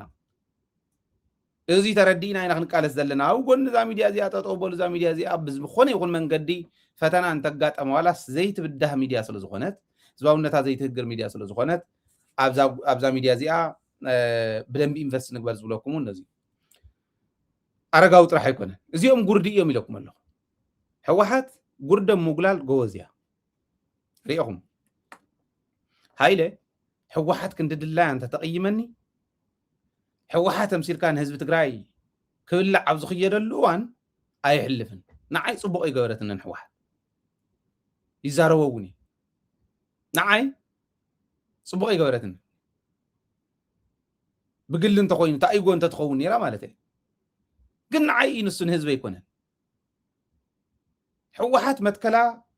ዕላማ ካብ መጀመርያ ተቃለሰትሉ ሳኺዓ ዶ ገለገሊኦም ማለት ተቃልስስ እንታይ ከም ዝነበረ እውን ዘይፈልጥዎ ሲሎም ኣተውተው ኢሉ ናይ 68 ማኒፌስቶ ብል ናይ 68 ማኒፌስቶ እውን ከምኡ ይትብል ባይዘው ሃገር ዝብል ይነበራን ሰቂላ ዝኾነት ጫፍ እትዮም ያ ነይሮም ተባሂሉ ሃገር ዘይመስረቱ ሃገር ከይትምስረት ዕንቅፋት ኮይኖም ሕጂ እንደንመስረት ሃገር ከይትምስረትስ ሕወሓት ያ ከምዚ ጌራ ይብል እሺ ሕወሓትስ ወዲቓ ንበላ ግን ኣይወደቐትን ሕወሓት ማዕርነታዊ ሓድነት እዩ ነይሩ ቃልሳ ማዕርነታዊ ሓድነት ከዓ ብተግባር ተግቢራቶ እያ ማዕረ ጌራቶ እያ ንህዝቢ ትግራይ ምስ ኩሉ ካብኡ ከም ዓቕሙ ከይጎይ ግን ሒዛቶ እያ እዚ ፀገም ነይሩ ወካይዳ ፀገም እዩ ፖሊስ ከመይ ይብልን ሕጊ ከመይ ይብልን ናይ ፌደሬሽን ቃል ኪዳን ከመይ ይብልን ፅንሕዎም ተፀበይዎም ንድኹማት ይብልን ክንጎይ ነርና ኢና ግን ናህና እውን ፀገም እዩ ታ ፀገም ናህና ምዃና ሕጂ እውን ራእይዋ ሃገር ንመስረት እስኪ ሕዚ እንተትበሃሉ ሃገር ከይትምስረት ዕንቅፋት ኮይኑ የመን ዓፋር ኮይኑ ሰቆጣ ኮይኑ ፀለምቲ ኮይኑ ትግራይ ዝወግእ ዘለኮ ትግራዋይ ኮይኑ بعل أرجاوي زي اللي حصتك أنا ويرم زارو زلوا كتجاركوا بعل جيتها شو بعل صاد كان أدي سهوا خوينهم نهز تجرايز تكوس زلوا كو تجاركوا هاجر ده حزين مسرت هو حدينا خلوا الحزون أفتقدمون الصميم كم جيرهم حنك لهم حجون إحنا إنا نحن كل زلنا أنتم كم تقول زلوا هاي لو يلهون هزواوي سلازي هاجر كيت مسرت ناي هو حت دغمت راح يكونن نايتي إليت بفلاي نايتي إليت هزبنا جقنا هزبي يزلنا هزبنا جقنا هزبنا كل لقز يمت كلي نق زي بالهزبي يزلنا نق زي بال ناي بحقي فردو مقر بقى كم معرض تعمك مو زي منه معروني منه يحرح رجزي ما تكل زلو هزبي يزلنا زي أتردينا خنكي زي كألنا جن إلي تنبهالينا قدمون نسيز حن كل نيرو حزون نسيز حن كل زلو زي تردو زي ريهم أرجعوا خمس لما لحزي زي هو حد فترة تطمية الله هو حد أجمد فترة الله قبل أن تقوين حزي نتوم خمسي زول زلو تحت النت زي مسفانة تحت النت تسفن أوش تقوين ممكن مقبل ومزلو مردات أوشتي نتوم أوش إني وقف ديك أنت تحزم بحقي نسمى ردات أخصون خلو تطويم زول أجمد نازي ناي بعد صار كان كرعت رأيه قصروهم كلهم نحوحات مقلقليت زغور وازن ورك أو حوحات مسواصو حوحات حنقو قاقيرم سيلهم أرقاو بلو قري زرعسين بلو بعال سيه بلو بعال قبر بلو أوكي بعال صار كان بلو بعال سامورا كم أخلاقكم تناي حوحات نيري أزازي ناي سراويت إثيوبيا طرحين ولا ما أخلاقكم تي حوحات كوينون يفلت كلهم زي من تايهم عفوا مزم اللي سو من تግራይ ዝወግኡ ዘለው ሕወሓት መገልገሊቶም ስካዕ ዘይኮነት ጸላእት ትግራይ ጸላእት ሕወሓት ንግሎም ስካዕ ዘገልገለቶም በቃ ሕወሓት ማለት መልአክ ይረው ሚካኤልን ሳጥናኤልን ኢሚዛኑ እንተ ወጽዮም ሳጥናኤል ይገብርዋ ንትግራይን ሕወሓትን እንተ ኣትዮም ሚካኤል ይገብርዎም ንኹሎም ሃይለ ምስ ፕሮጀክት ይከይዳነ 2014 شو مخصرح إلهمي أما هذا بحال مالت صبوا أنت تمهرنا اللون إلى I'm sorry شرة هيدروجيولوجي صوت يوميرم سيل example كنا نقرأكم تودب خندينا إذا أكل دخمتكم زنورو وفلت أينا عيون صبوا أي سرحانن كلكم كله زيون كقمت نايب عليك قمت سكن لهم ما عند فقد لي تعيموني نوع عليه سلز تقمتني أيقونن مردات هبقى ما هبي يقولون حوحات ترف دغط أمها نعيكم إياه نهزب جن حوحاتنا والكاخ حرد سلزي واللي إذكال سلا حوحات وانت از حاشة ودب سلزغونت برنامجون تكبروا سين برز حاشة سلزغوني أنا كلتشن 10 تغلتن ماستر سيودي كلتشن 10 4 سوري بفرنجي كلتشن 10 4 قدمي 10 تغلت عامت مالتي ماستر سيودي نتقراي مسكتكو هرمايا نير أنا ما هرمايا تمهيرة هرمايا تريفة بقى ممر نيرة خا أمسينا بأستراليا ماستر سي سريحة همالي سخد كله أقسم يونيفرسيتي شرا برانش هيدروجيولوجيست زول ما ساوك يبصيهم أو سيهم نيرة أنا هيدروجيولوجيستي هيدروجيولوجية تمهيرة أو سيهم نيرة ما ساوك كيدا ملكيته أما هذا بهالدين نير نايت كوليج يلي يغن حجي بيوت من الباش تقوينات زي ولعوه أما هاي بحالي دكتور مبرهاتو بريزيدانتي نيرو دكتور مكونن أرقاي فايس نيروم أنا دوسنا مصحفتي حيزة نقسم يونيفرسيتي بروجكت نيرني 5 شح قباب زخون 5 شح دولار زخون بشعو بروجكت نيرني بروجكت اللي ما يدمو خبابي داملو نايشرة خبابي ما يسكن افتحينا ايتا ختما زي بروجكتين زي اغيري اخيد كيده واوصيم يماستواقع كيده ملكيته نطوي صبق يو እግዚአብሔር ይመስገን አነ ሰነፍ ተማሃራይ ነበርኩን ማለት በጣም ቅድሚት ኮይነ ቀደመይ መጽሄ ቀደምየ እዚውን ክምረቅ ከለኹ ሃይ ዲስቲንክሽን ተመሪቀ ይኸይደ ሰብ ገሪሙውን ምንታይ ትመለስ እንዳለ ይኸይደ አነ በተአምር በቃ በትክክል ታሪክ ክሰርሕ ኢለ ይኸይደ ማይናይ ሽረኽ ፈትሕ ይኸይደ በትክክል ይዝብ ዘሎ ሕዚ ኣብ ኣስለዘ ኣብ ቀረባ ስለ ዝኾነ ብራንች እውን ስለ ዘሎ ሽረ ስለ ዘሎ ናይ ሽረ ማይ ምፍታሕ እዚኣ እንተርኢና ካልኦት ከተማታትና በኣ መሰረት ክንፈትሐን ኢና ኢለ ይኸይደ ጋጣ መውፅኦም ፀኒሖም ኣመልኪተ 3 ወርሒ ሙሉእ እመላሊሱ እንትወዲ ናብ ዶክተር መብራህቱን ተኸድኩ ናብ ዶክተር መኮነን ተኸድኩ ናብ መሃን ተኸድኩ የለን ዓፅዮምን ወጣ ንምንታይ እንተተባሃለስ ሃይለ ከምዚ ዓይነት ንጥፈታት ይሳተፍ ስለ ዝነበረ ስልጣን ከይሕድጎም ኣብ ፖለቲካን እሽተን ከምዚ ይብል ስለ ዝነበረ ንምንታይ እንተተባሃለ ስልጣን ከይሕድግ እዩ ማዕተብ ሰብ ክጠቅም እያ ኣነ ጠቅም እየ መፅአ እዚኣ ኢለ ኣመልኪተ እየ ናብ ውድብ ናፍቲ መንግስቲ እውን ናብ ውድብ እውን የለን ተባሪረ ኸይደ 3 ወርሒ ሙሉእ ሃረማያ ዩኒቨርሲቲ ልምነኒ ነይሩ ንዓንዶ መዓዚኻ ትመፅእ ተመሊስካ ሰሚዕና እንዳተባሃለ ማለት ከይደ ሃረማያ ከይደ ታ ፕሮጀክት ሒዘያ ከይደ ብሃረማያ ኮይነ ሰሪሐያ ግራዋ ሰሪሕና ኣላ ማይ ፅቡቅ ስራሕ ሰሪሕና ሃረማያ ናይቲ ዩኒቨርሲቲ ማይ ፀገም ፈቲሐ ወረቐት ኣለኒ ምስክር ወረቐት ናይቲ ዩኒቨርሲቲ ናይ ማይ ፀገም ሙሉእ ፈቲሕና ኣብ ከባቢ ይሳተፍ ነይረ ብሽንልየ ተሳቲፈ ብሶማልያ ተሳቲፈ ዕርክተይ ይፈልጡን እዮም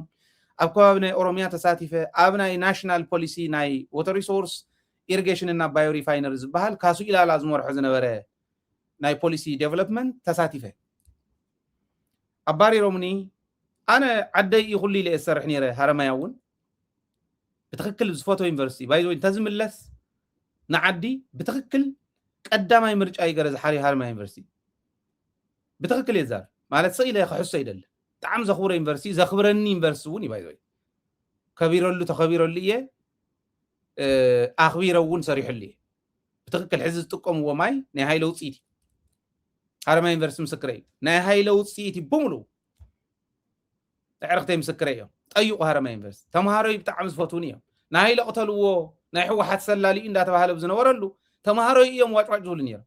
ሓደ ጥዑይ መምህር ረኺብና ይብሉ እስካዕ ሕዚ ፖስት ዝገበርዎ ዝብልዎ ዝነበሩ መምሃራን ዕርክተይ ምስክራተይ ኢኹም በዚ ብሞያ የሕመን እዚ ዶ ገይሮም ንሓቀይ ኣመልኪተ እውን ክርድኦም ኣይከኣለን ክብል ደልየ ፅቡቅ ይሰርሑንን 2016 ዴሪ ፋርምና እስካዕ ንሸይጥ ሌባ መሬት ሸይጡልና ምስ ዴሪ ፋርሙ ኣመልኪትና እውን ኣይፈትሕዎን ነሌባ ዕቁባ ኮይኖም ይኸዱ ከም ዝነበሩ ፈልጥ እየ ኣይጠቐሙን ንዓይ ፅቡቅ ኣይተፈደኹን ዓዲ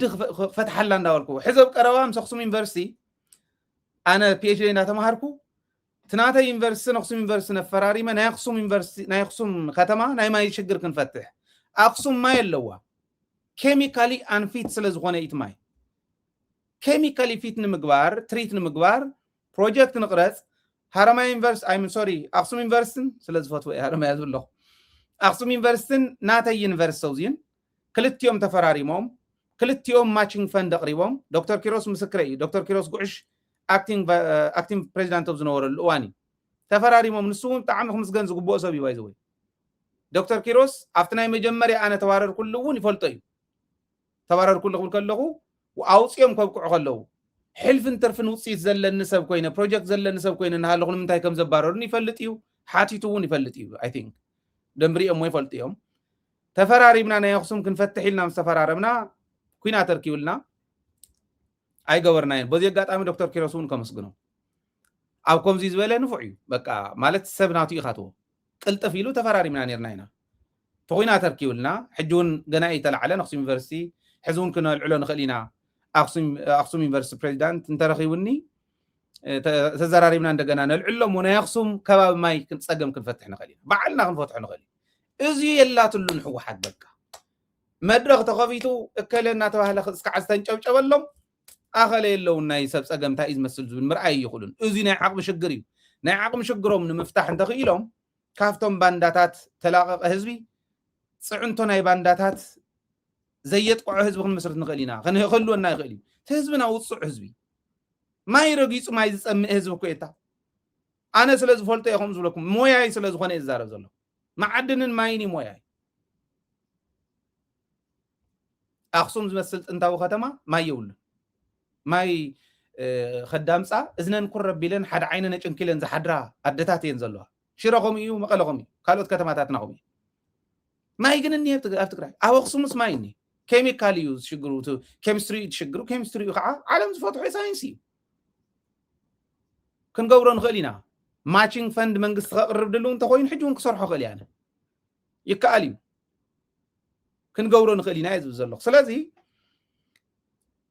ትፀገም እንታይ እንተልኩም ትሕዝ ዘሎ መሪሕነት ዓቕሚ ይፀገሙ ኣብ ልዕሊ ዓቕሞም ተንኮል ዘለዎም ከዓ እኒአው ሕማም ሸኽሚ ዝኾኑ ኣብ ምጉላል ግን ፀገም ስለ ዘይብላ ታውድብ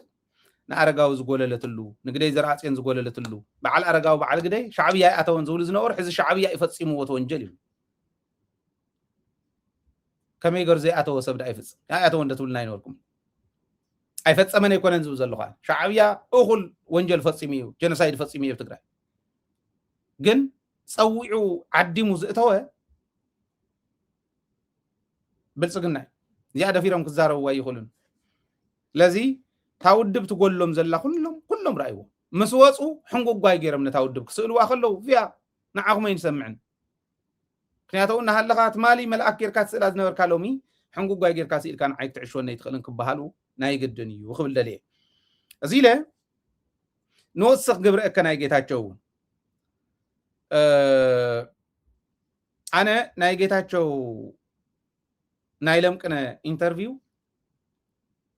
ደጋጊመ ብዝረኣኽዎም ቁፅሪ ብዙሓት ወንጀላት ትሰርሕ ኣሎ ዝወዲ እዚ ግን ትዋና ዕላማ ናይቶም ከምዚ ዓይነት ወንጀል ዝሰርሑ ዘለዉ እንታይ ይመስለኩም ሓደ ሞራል ትግራዋይ ምስባር እዩ ካልኣይ ተጋሩነን ንባዕልና ምብላዕ ሳልሳይ ንባዕሎም ንኢጎ ከምታ ናይ በዓል ኣረጋዊ ኢጎ በቃ ሕነ ምፍዳይ ካብኡ ህዝቢ ትግራይ ይበላዕ ደ ይበላዕ ናይ ህዝቢ ትግራይ የግድሰኒ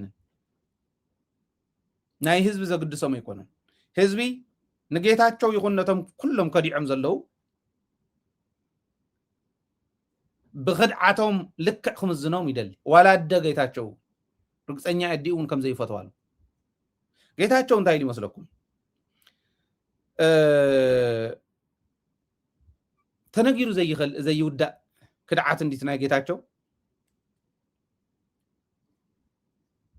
ኣፍተን ለምቅነ ተዛረበን ጥቅምቲ 24 ትብል ሪኢኹም ኣትኾን እዮም ኣነ እውን ብኻሊእ በቲ ሓንቲ መንገዲ ጥራይ ሕተንቲነ ይሓሊፍ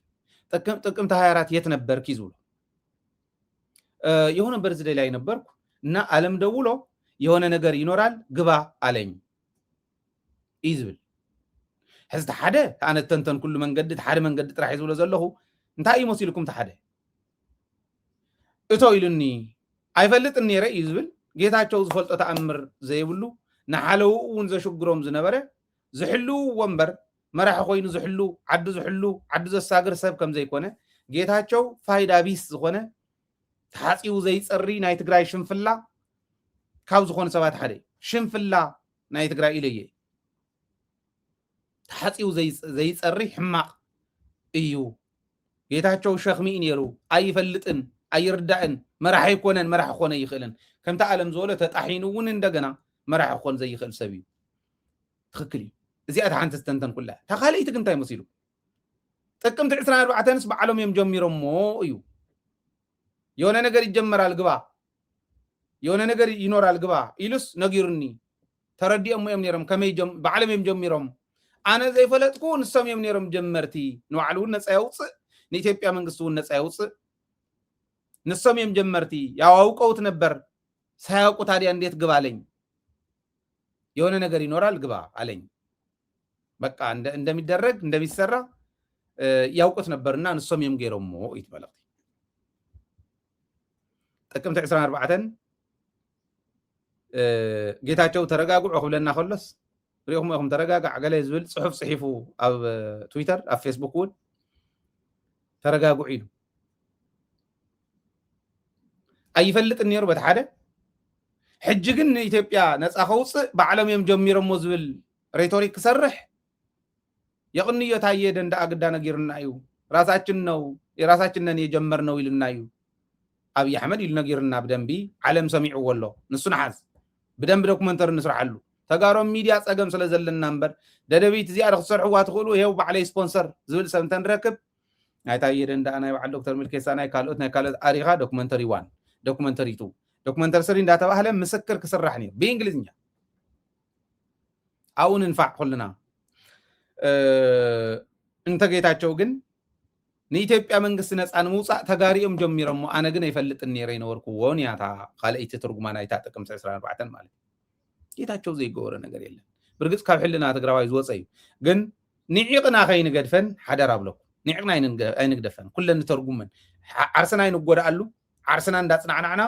በደንብ ሳይኮሎጂካሊ ዓርስና ኢምፓወርድ ጌርና ጌታቸው ዝብሎ ዘሎ ቶም ካልኦት ዝብልዎ ዘለው ብመጠኑ ብልኩዕ ተርጉምና ንቕምጦ ንወለዶ ክመሓላለፍ ዘለዎ ስለ ዝኾነ ሕዚ ከምዚ እውን ይብል ጀኖሳይድ የሚል ቃል ካሁን በኋላ አልጠቀምም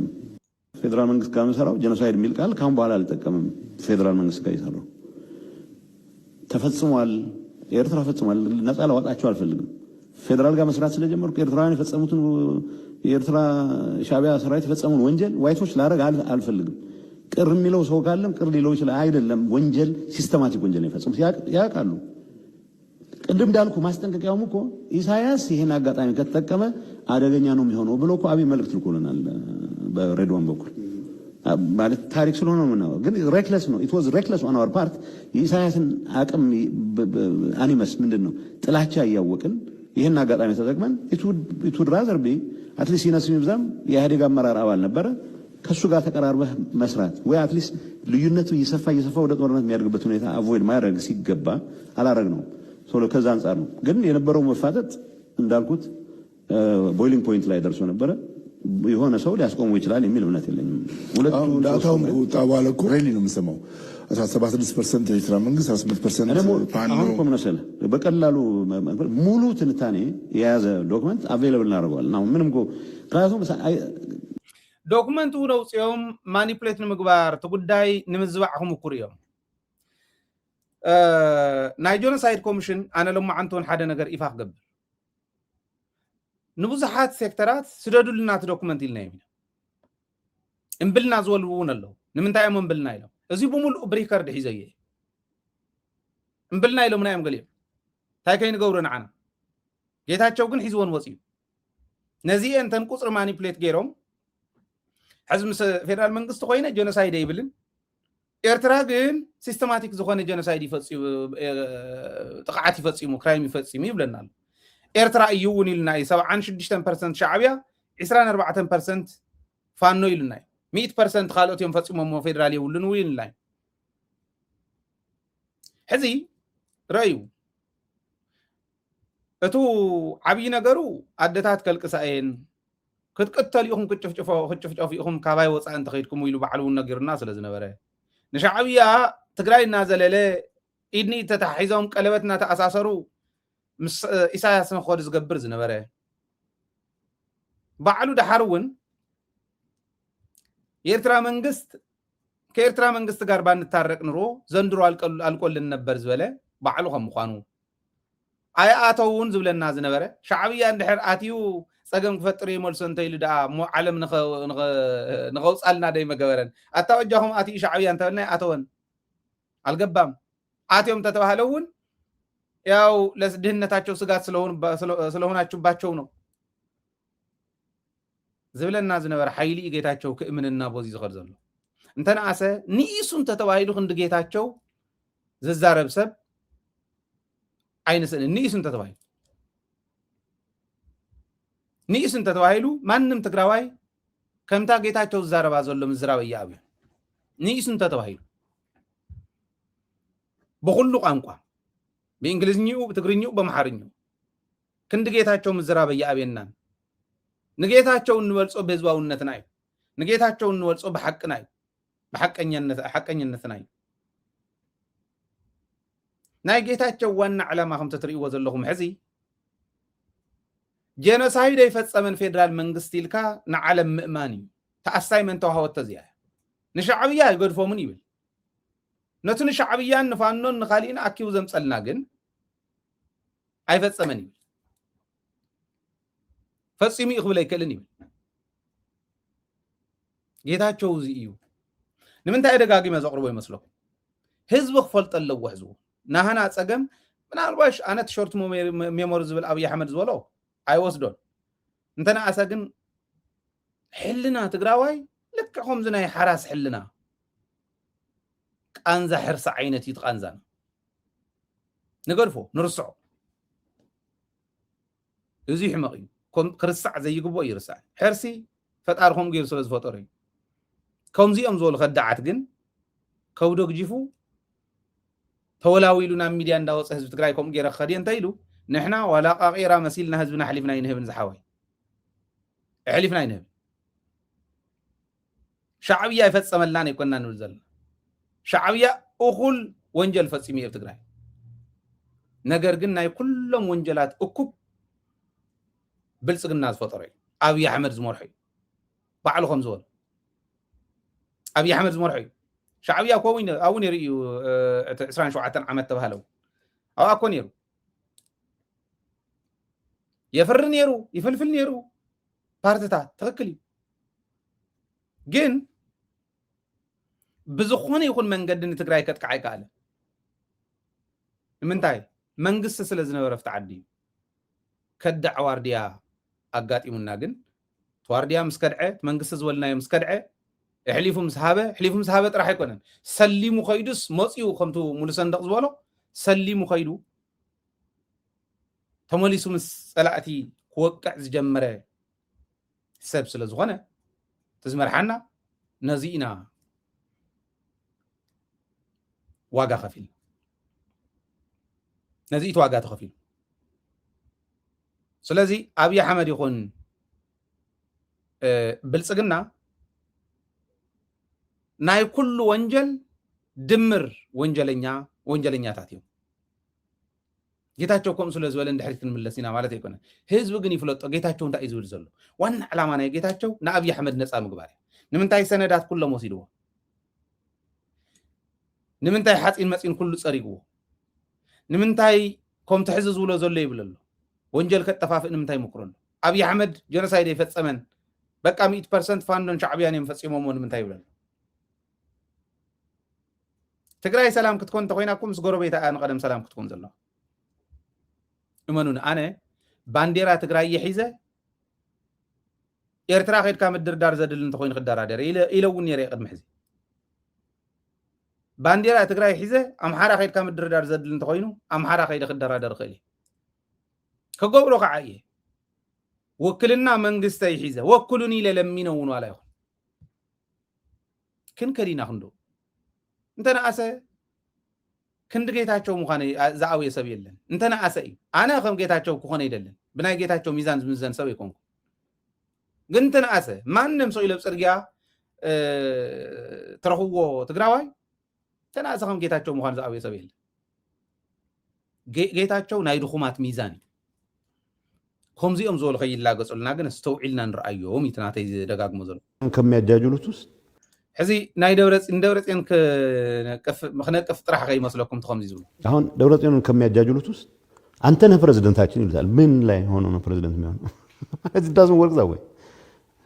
ወይ የህዝብ ፕሬዝደንት አልሆንክ ወይ በተግባር የህዝብ አጀንዳ አልያዝክ ወይ ለላንቲካም ቢሆን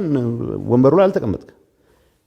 ግን የሆነ የዙም ስብሰባ አደረጉ ቁጥር አንተ ነህ መሪያችን ተብሎ በምን መቀበል የለብህም ቢኮዝ የደብረፅዮን ታሪክ የኔም እስከ ቅርብ ጊዜ ድረስ ታሪክ ህዝቡን ወደ ተደጋጋሚ ውድቀት የመምራት ታሪክ ነው የነበረው እንዴት በዚህ ሰዓት ላይ ጸጸት እኔ ጸጸት ውስጥ የገባው ስለሆንኩ ነው ይሄ መድገም አልፈልግም ሕዚ የኔም እስከ ቅርብ ጊዜ ዝብለኩም ዘሎ ሕዚ ድሒኒ ጌታ ተቀበለ ማለት ጌታ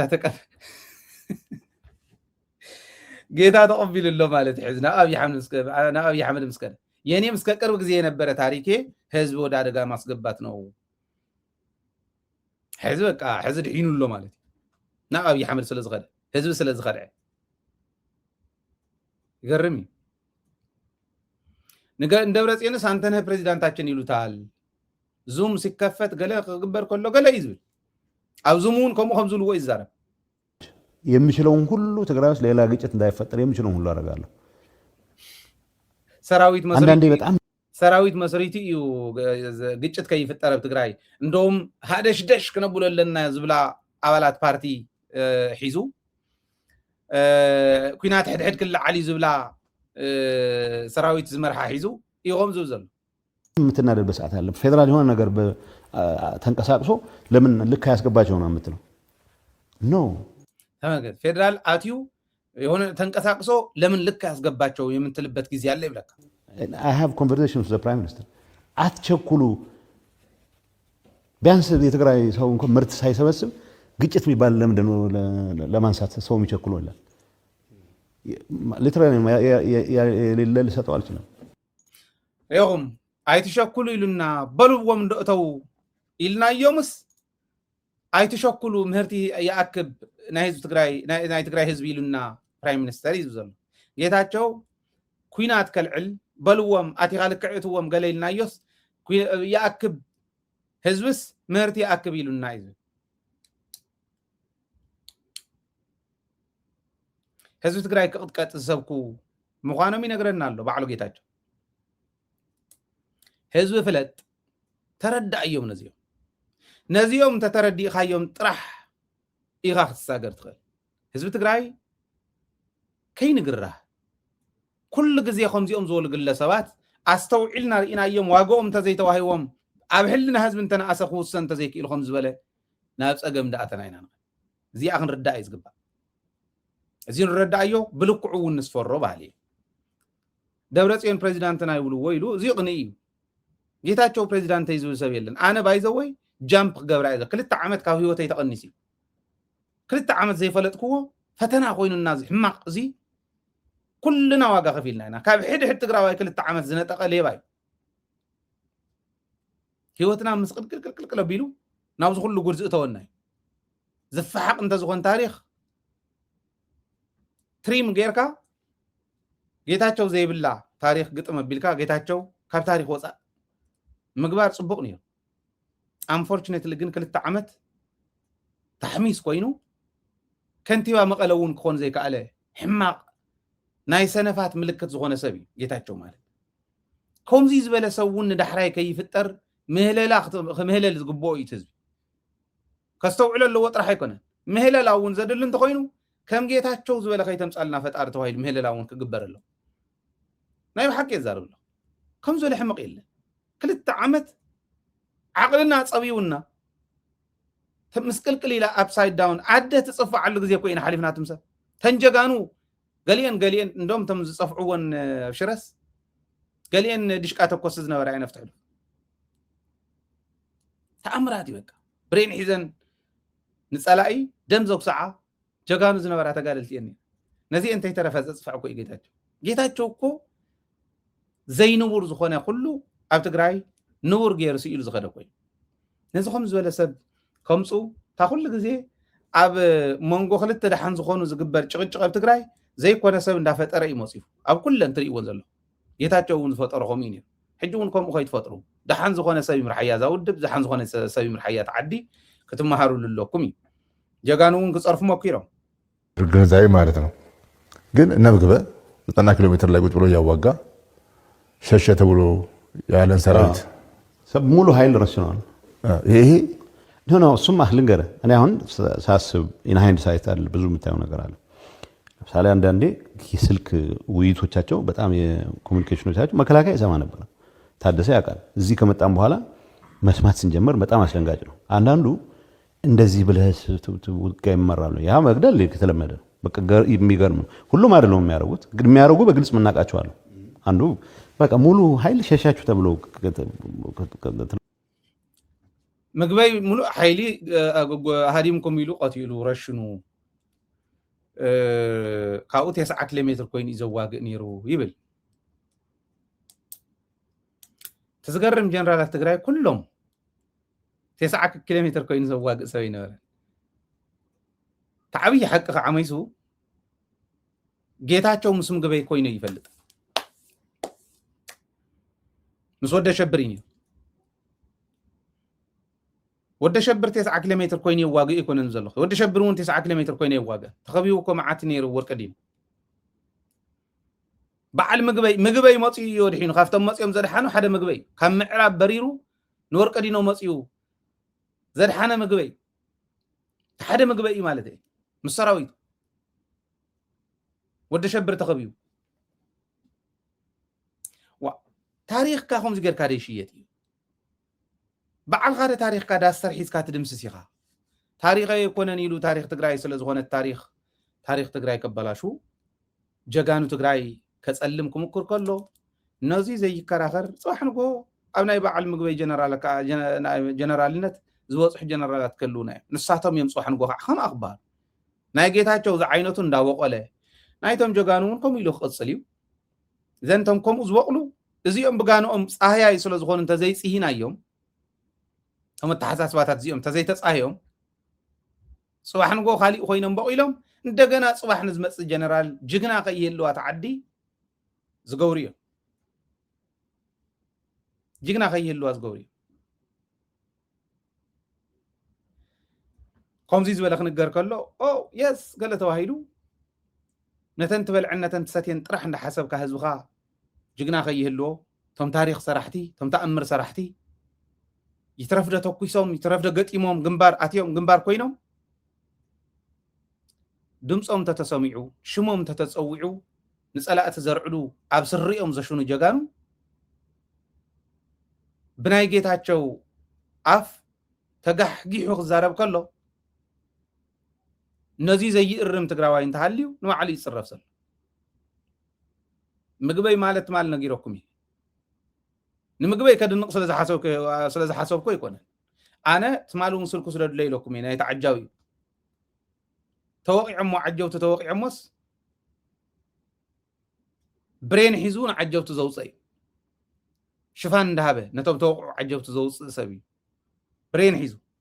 برين يفتوي بتعمي برين فتاوي بعلون يزاربي نزيخ من لسن مقبي قال محتا تقورو اللي يدل مقبي مالت منيو زبلكن كقلص قوتهم عجوت بعلو تم سراوي تبعلو كقلص قوة يدلي أيوب حدا سب دفار سب مسؤول يرزبل حبرني دلي حنت تاريخ جن كنقرأ أنا بعلي زفلت بعلي زفلت حلاف النت وسيد زنقرأكم تاريخ كم زين الجردي ينقرن أي فلتن جن بس حد سبات جيدا فين ديتو تنا بدفع زولو وصل زخانة حدا تاريخ كنقرأكم دبر أباي أوبريشن كسر راح أقوله حنت مكيناس حمس سبيلاتهم دامسات كبيد حزام أب مكينة تسقل زح حزام مالتي دحر حميساتهم دامساتنا توكست مس حمساتهم برين زحازو قلعو نيرهم أنا أسي تقارلت مسؤول دبر أباي ناي دبر أباي أوبريشن كلتا شحن قلن سراويت إثيوبيا تشفشفوا لي كلتا شحن قلن دحر نصب بحيتو نتمنى سي أو زرغو من سي ندقة لخيدو صلاي زا مكينا عند مسألة مسحمساتهم نمقبي يطيقوه مسوز نوركمون مسكريهم أنا تاريخ فلتاي أبا أخاب زنبرة نافتا بوتا مريحي زغدناتي بيتسبون سلزلوا نافتا بوتا تا اوبريشن كتمرة قبر كلا أبا زنبرة ناتي سقايبون سلزلوا مالتي أوكي إننا حتى يبون سلزنور وخ بالدليل بسرو بدنبي بقان عنا بدنبي اسفلت أوري بقصي دحار دوم قلعيو بدنبي توكوستي يوم تقارل تتقراي قنعا عقات أمو خوي نختوك علمي كالت برين حديقو بخلت تتقيتن في سواتا مكينة بعلو يزو لكم زلخو مقبي تاريخ سلزخونا زين نقرلو مالت نعوت رح يكونن كلهم دون كلس بخلاشن رحقاتي توقعيلنا جنرال هنسا كلهم زي تشفشف يلا زي توقع يلا آتيا موقع واقو سلزنوري 9 كيلومتر كيلو زوقع برين يلن زوقع خلاشن يلا اوكي حزي مقبي بغلت تطيتنا تا مكينا انفيسو زابرين هيو من راح جوم يرخاو مالت تا مكينا مسنفست اوبريشن سموز كوينو بقى خيركا دلاي كم سرح كوينو مالت مقبي كوخن سرح تاريخنيا تقرا لاي مقبي مالت نعون مدناق يكونن انتهي يوم كقور دل يوم نمنتهي مقبي كوم زولو زلي مقبي نعي زمدي اكو يكون حاوب يكون تقرا لاي تقراي نتقراي زقال زلي حصاوين يسونت حصين اللو سونت حصاوين زمولو يوم بملهم مسقايوم مس قرخ مص كله مقت كون كله اكلاتهم عبسق عايزلو تقارلت يوم تنحسب زيوم يوم ولا نسوم طرح يكون توم زخودون كوم يوم بجاكا بعل صادقان وقع زي ولي لن بعل ود شبرو وقعت يوم ካልኦቶም እውን ቃዓትዮም ተመው ትግራይ ኮይኖም ከፊሎም ዝኔው ጀጋኑ በዓል ጉዕሽ ገበረውን ብጅግንነቶም ዝፍለጥ እዮም ባይዘው በዓል ከበደ ፈቃድኩም እዮም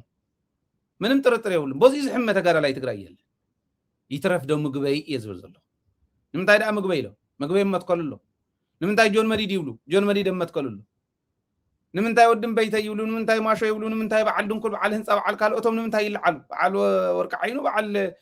ጸጋይ ማርክስ ንምንታይ ይልዓሉ ኣመትከሎም ዘለው ስለዝኾኑ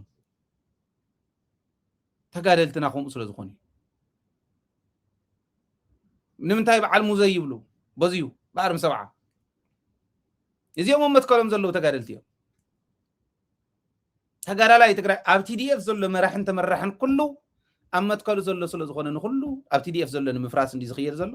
ንምግበይ ጥራሕ ከይመስለኩም ምግበይ ክበሃል ከሎ ተጋዳላይ ትግራይ እዮም ዝብሉ ዘሎ ምግበይ ማለት ግን እዚ 9 ኪሎ ሜትር ዲ ብሬን ዝትኮስ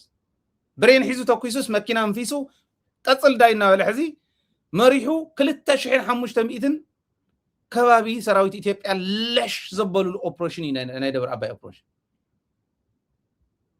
ተአምራት ተሰርሐሉ ኮይ ብሬን ደ 9 ኪሎ ሜትር ይትኮስ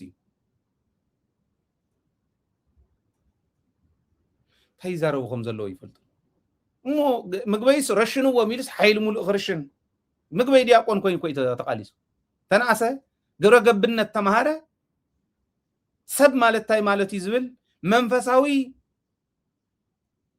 ትምህርቲ ፈለገ ህይወት ተማሂሩ ዲያቆን ኮይኑ ሃሌሉያ እንዳበለ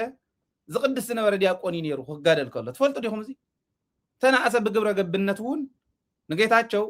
አሻሓት ዕጽፍ ዝወልጾ እዩ ምግበይ ማለት ኣነ ንምግበይ ክንደሊ ይኮነ ምግበይ ማለት ንሳ ስለ ዝኾነ ሃይለ ጸላእኽዎ ፈተኽዎ ሓቅነቱ ሓቂ እያ ክቕይር ኣይክእልን ሃይለ ዋላ ንጸላእ እየውን ከምኡ እዩ ዝብል ክጸርፈኒ ዝውዕል ሰብ እውን ተናቶ ይከሎን ንምንታይም ከም ዝብሉ ግን ጅግና ከስኑና ይደልዩ ምግበይ ኢሉ ምግበይን ካሊእን ይፈላልዩ ኣብ ሰራዊት ትግራይ ምጥርጣር ይፈጥር ኣዛዚኦም ኣዛዝን ተኣዛዝን ወታደራዊ ሰንሰለት ከይሕሎ ይገብር ይነዓዓቕ ይፈራራሕ ይበታተን ህዝቢ ትግራይ እንተተወቲኑ ኸ ርእሱ የድን ካብኡ ኸ ቶም ዕሱባት ከብዶም ይመልኡ ዊስኪን ጫትን እናቕረብካ ደቂ ኣንስትዮ እንዳቕረብካ ንጌታቸው ኣብ ሸራተን እናሕደርካ ከምኡ ኢሉ ክዛረበልካ ክትፈልካ ትገብር ንሕና ዊስከ ይቐርበልና ኣረቀ ይቐርበልና ባዕልና ኣረቅና ዊስኪና ምግብና ዋሕስና ማእገርና እያና ዝኾነ ህዝብና ክንሕሉ እንታይ ተኸፈለና ዓጽምና እስካዕ ዝወፅእ ክንቃለስ ተቃሊስና ክንሽንፎም ኢና ክንስዕሮም ኢና እዚኦም ተሳዓርቲ እዮም ኣይትጠራጠሩ ወይ መፍትሒ ፀገምና ኢልና ጽምዶ ኢልና ክንምስርት ከለና እኮ ጽምዶ እኮ ቲዲኤፍ እንዳሃለወ ካሊእ ቲዲኤፍ ብኤርትራ እውን ኢኤንዲኤፍ እንዳሃለወ ኢዲኤፍ እንዳሃለወ ናይ ኤሪትሪያን ዲፌንስ ፎርስ ኢዲኤፍ እንዳሃለወ ካሊእ ኢዲኤፍ ኮይኑ ትጽምዶ ባይዘወይ ብኤርትራ ወገን ክንዲ ናይ ኤርትራ ሰራዊት ዝኣክል ጽምዶ ባዕሉ ሰራዊት ጽምዶ ባዕሉ ትቃል ብትግራይ ወገን ክንዲ ቲዲኤፍ ዝኣክል ሰራዊት አዲስ አበባ ኸይድኩም ወታደር ይኹን ፖለቲከኛ ይኹን ጽምዶ ቢተው እኮ እንተዋቸው ነበረ የፈለጉት እንሰጣቸው ነበረ መዋልኮ ጀሚሮ ቲዲኤፍ ኮይናቶም ጽምዶ ፎቲና ይኮንና ነዋቲና ስለዘድልየና ፎቲዮም ይኮን ኤርትራውያን አትዮም ስለዘድልዮም ክንስዕሮም ንጸላእትና ዋላ ክንድድላዩ ፈተና እንተጋጠመ ክንከዲና ንቅድሚት ኣይትጠራጠሩ ከዓ ክንዕወት ኢና ኣብ ቀረባ ዓወትና ስኢሉ ሙሉ ይኹን ጎደሎ ዝበሃል ዓወት የለን ሃገሪና ክንመስረት ተፈተወ ተጸለየ ኣይትጠራጠሩ በዚ እዚ እዩ ቶም ከምዚ ኢሎም ጀጋኑ ከስእኑና ክብትኑና ዝሰርሑ ግን ሓደ ክንከውን ክንሰርሕ ክንክእለልና ቡኢና ንምልሶም ማለት እዩ ካብዚኡ ቀፂለት ምክክር ኮሚሽን ዝበሃል ከኣቱ እየ ዝብል ዘሎ ፀኒሕና ንወይኑ ክንመፀ ኢና ምክክር ኮሚሽን ምስ ዓለገሰን ተጋዳላይ ሓጎሰን እውን ክንመፅ ኢና ግን ምክክር ኮሚሽን ዝበሃል ካሊእ ናይ በዓል ጌታቸው ቨርዥን በቲ ሓደ ወገን ከዓ ዝመፅእ ዘሎ እዩ ኣብ ትግራይ ካብ መቐለ ዩኒቨርሲቲ ካብ ነጋዶ ካብ ማሕበራት ካብ ዓበይቲ ዓዲ ተመልሚሎም ተቐሚጦም ኣለዉ ኣብ ህዝቢ ትግራይ ምትላል ክሰርሑ ህዝቢ ከታልሉ ዝተመልመሉ እዮም ተመልሚሎም ተቐመጡ ኣለዉ ኣብዚ ተመልሚልኩም ተቐሚጥኩም ዘለኹም ንህዝብኹም ብጎዲም ካራ ክትሓርድዮም ኣቐሚጦምኩም ዘለዉ እሞ ኣስተውዕሉ ውፁ ካብዙ ይበሃል እያ ካብ መቐለ ዩኒቨርሲቲ ተመልመልኩም ካብ ነጋዶ ተመልመልኩም ካብ ማሕበራት ካብ ዓበይቲ ዓዲ ተመልሚልኩም ምስ ምክክር ኮሚሽን ክትሰርሑ ተመልመልኩም ሓደራ ዝብለኩም እዚኣ እምብለይ እንተልኩም ግን ሕድሕደኹም ፈሓቲርና ከይድና ምስ ህዝብና ኮይና መንነትኩም ክነቃልዕ ኢና እዚኣ ኢና ክንገብር ኣነ ፈሊጠኩም ኣለኹ ዝርዝርኩም በፂሕኒ ኣሎ እዚኣ ክግበር ዝገበረ መን ምዃኑ እውን ፈሊጥ ኣለኹ ታዕላማ እንታይ ምስ ትግራይ ምክክር ኣካይድና ኢና ዝብል ዜና ምስራሕ ጥራሕ እያ ናይ ሚድያን ፕሮፓጋንዳን እንዲትዕለት ስርሖም ተዋና ዕላምኦም እሱ እዩ ንሚድያን ፕሮፓጋንዳን ዝኸውን ኣብ ትግራይ ምክክር ኣካይዱ መንግስቲ ኢትዮጵያ በቃ ይመኻኸር ኣለዉ ዲፕሎማሲ ናይ ዝተኻኸል ዲፕሎማሲ መስተኻኸል ንኢትዮጵያ ውሻል ኮንኩም ድጋፍ ኮንኩም ማትኸዱ ዘለኹም ክትከዱ እውን ተዳሊኹም ዘለኹም ተጠንቀቑ ትግራይ ግዛኣታ ተወሪራ ህዝባ ተመዛቢሉ ተበቲኑ ኦኬ ውድባታ ኩለን ናተመቃቀላ ናተኸፈላ ፖለቲካ ተሓሚሱ መንግስትና ኣብይ ኣሕመድ ኣትዩ ብሪሞት ኮንትሮል ናይ ኣብይ ኣሕመድ ከኽየድና ተሰርሐና ሃለዎ ሕገ መንግስቲ ዘይተኸበረሉ ሕገ መንግስታዊ ርክብ እስካዕ ትፍፅም ትግራይ ተስንም ግንፃል ንናፅነት ማለት እዩ ምግንፃል ስኳና ወይ ግንፃል ኣይኮነን እያ ክበሃል ዘሎ ናፅነት ምኽባር እዩ ዝበሃል ስለዚ እንተስን ናፅነትና እንተስን ካሊእ ሕገ መንግስቲ እስካዕ ዝኽበር ምክክር ዝበሃል ሕገ መንግስታዊ መንገዲ ተኸቲልና ዝመስረትና እየ ዝብልዋተው ንሳቶም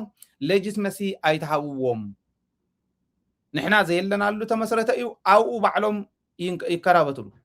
ናባና ክመፅእ ግን ኣይንፈቅድን ህዝበይ ይፈቅድን እዚኣ እንተገይሮም እከለ ዝበሃሉ እዮም ናብዚኣ ኣትዮም ዘዋረዱ ካኢልና ንህዝቢ ክነፍልጥ ኢና ደደቢት ሚድያ እዚኣ ስራሕና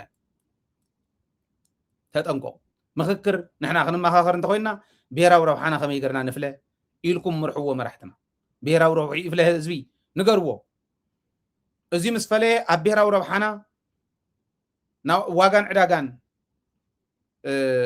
ዝገብር ዝደራደር እንታይ ንግበሮ ኢልኩም እንታይ ይቀፃዕ ኢልኩም ህዝቢ ሕተቱ ብሄራዊ ረብሓና ፈሊና ዕላማና ነፂርና ሓድነትና ኣጠንኪርና መሬትና ነምልስ ናፅነትና ነኽብር ኣኸለ ካብዚ ወፃኢ ዝኸይድ እንድሕር ኮይኑ ግን ፀላእ ትግራይ እዩ ክንቃለሶ እዩ ዝግባእ ህዝቢ ክነፍልጠካ ኢና ኣነ ፈሊጠዮም ኣለኹ በፂሕኑ ኣሎ ካብ መቐለ ዩኒቨርሲቲ ተመልሚልኩም ኣለኹም ካብ ነጋዶ ካብ ማሕበራት ሲቪክ ማሕበራት ገለና ወሉ ዝተጣየሹ ቆልዑን ኣለዉ እዚአን እዚዩ ቀልዲ እዩ ኣይከኣልን ዓበይቲ ዓዲ እውን ተጠቂምኩም ኣለኹም በፍፁም ከይተኣቱ ናውስ እዚ ሽርሒ እዩ እዚ ተንኮል እዩ ሓንትን ዕላማኣ ዜና ንምስራሕ እያ መፅኦም ሚድያታት ክመፃየን ሚድያ ዘይኣተወ ኮይና ሰሪሕናዮ ዝበሃል ነገር እውን የለን ባዕሎም እውን እኹላት እዮም ቁጭ ብለው ከፍ ኢሎም ኣብ ሚድያ ናይ ኢትዮጵያ ከይዶም ትግራይ ከድና ምክክር አደረግን ብሔራዊ ምክክራችን በደንብ እየሄደ ነው ገለታት ተባሂሉ እዚኣ ብእንግሊዝኛ ብኻሊእ ተተንቲና ንዓለም ተቐርብ ዲፕሎማሲኦም ከስተኻኽሉላ ኣብ ሞት ትግራይ ክዕንብቡ ኣይንፈቅድን ፍጹም መሬትና ዘይተመለሰ ምክክር ዝበሃል የለን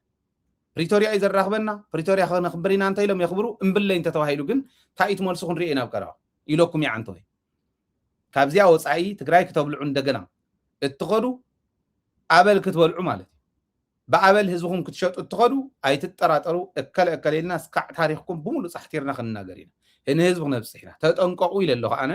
ተጠንቀቁ እያ ኣነ እውን ይግባእኒ ምልከተኒ ኢት ናይ ዓደ ህዝበይ እውን ከንቅሕ ናይ ግድን እዩ እዚኡ ከፈቢልኒ ዘሎ ተጠንቀቁ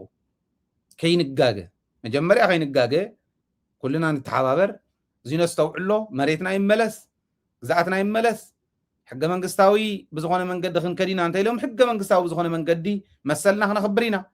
እዚኣ ተኺደና እያ ንኩልና እምብለይ እንታይ ኢሎም ግን ሰኢልና ዘዝተረኽበ እንዳተጋህተፍካ ኣይኸውንን ተጠንቀቁ ዝብል ክሕለ ስለ ዘለኹ ስርዓት ክተኽብር ዘይትኽእል ኣብ ውሽጣ ንዓና ብኸምዚ ክትላገፀልና የብላ ስርዓት ዘይተኽብር ኢሉ ያሬድ ሃይለማርያም ዝበሃል ሓደ ናይ ሰብኣዊ መሰል ተማጓት ኣሎ ናይ ታየ ደንደኣ ኣተሓሕዛ ናይ ኣምሓራ ፖለቲከኛታት ኣተሓሕዛ ኣመልኪቱ ዘውፅኦ ፅሑፍ ዝገርም እዩ እቲ ፅሑፍ ታየ ደንደኣ ብሸንሸል ተኣሲሩ ናብ ፍርዲ ቀሪቡ ብሸንሸል ዝእሰር ፍርደኛ ከምልጥ ኢልካ ዝጠርጠርካዮ ወይ ጉልበተኛ እሞ ካብ ፖሊስ ንፖሊስ ጉድኣት ክሕድር እዩ ከብፅሕ እዩ ዝበልካዮ ጥራሕ ይኹም ዝግበር እዚኦም ግን ኣሲሮም ኣምፅኦም ሞ እዚኡ ሕነ ምፍዳይ እዩ ዝበሃል በቀል ነው እየተካሄደ ያለው ታየ ላይ ክክል ኣይኮነን ኢሉ ታየ ደንደኣ ዘይኮነት ኢትዮጵያ ንጌታቸው ክትኮኖ ንካሊእ ክትኮኖ ይትኽእልን እስካዕ ዝርድኦም ግን ንዓና ከየፅድፉና ንጠንቀቕ ኢና ንብል ዘለና ንሕና ማለት ስለዚ በዚ ደረጃ ረኣይዎ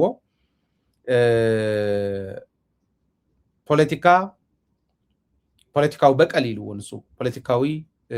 ሕነ ምፍዳይ ዓይነት ኢሉ እዩ ኣቕሚጥዎ ከም ዝኾነት ኢትዮጵያስ ንዓና እንተጋሩ ክትኮነና ኢልኩም ከይተሓስቡ ብጥንቃቐ ንርኣዮ ባህሊ እየ በራ ከፊታ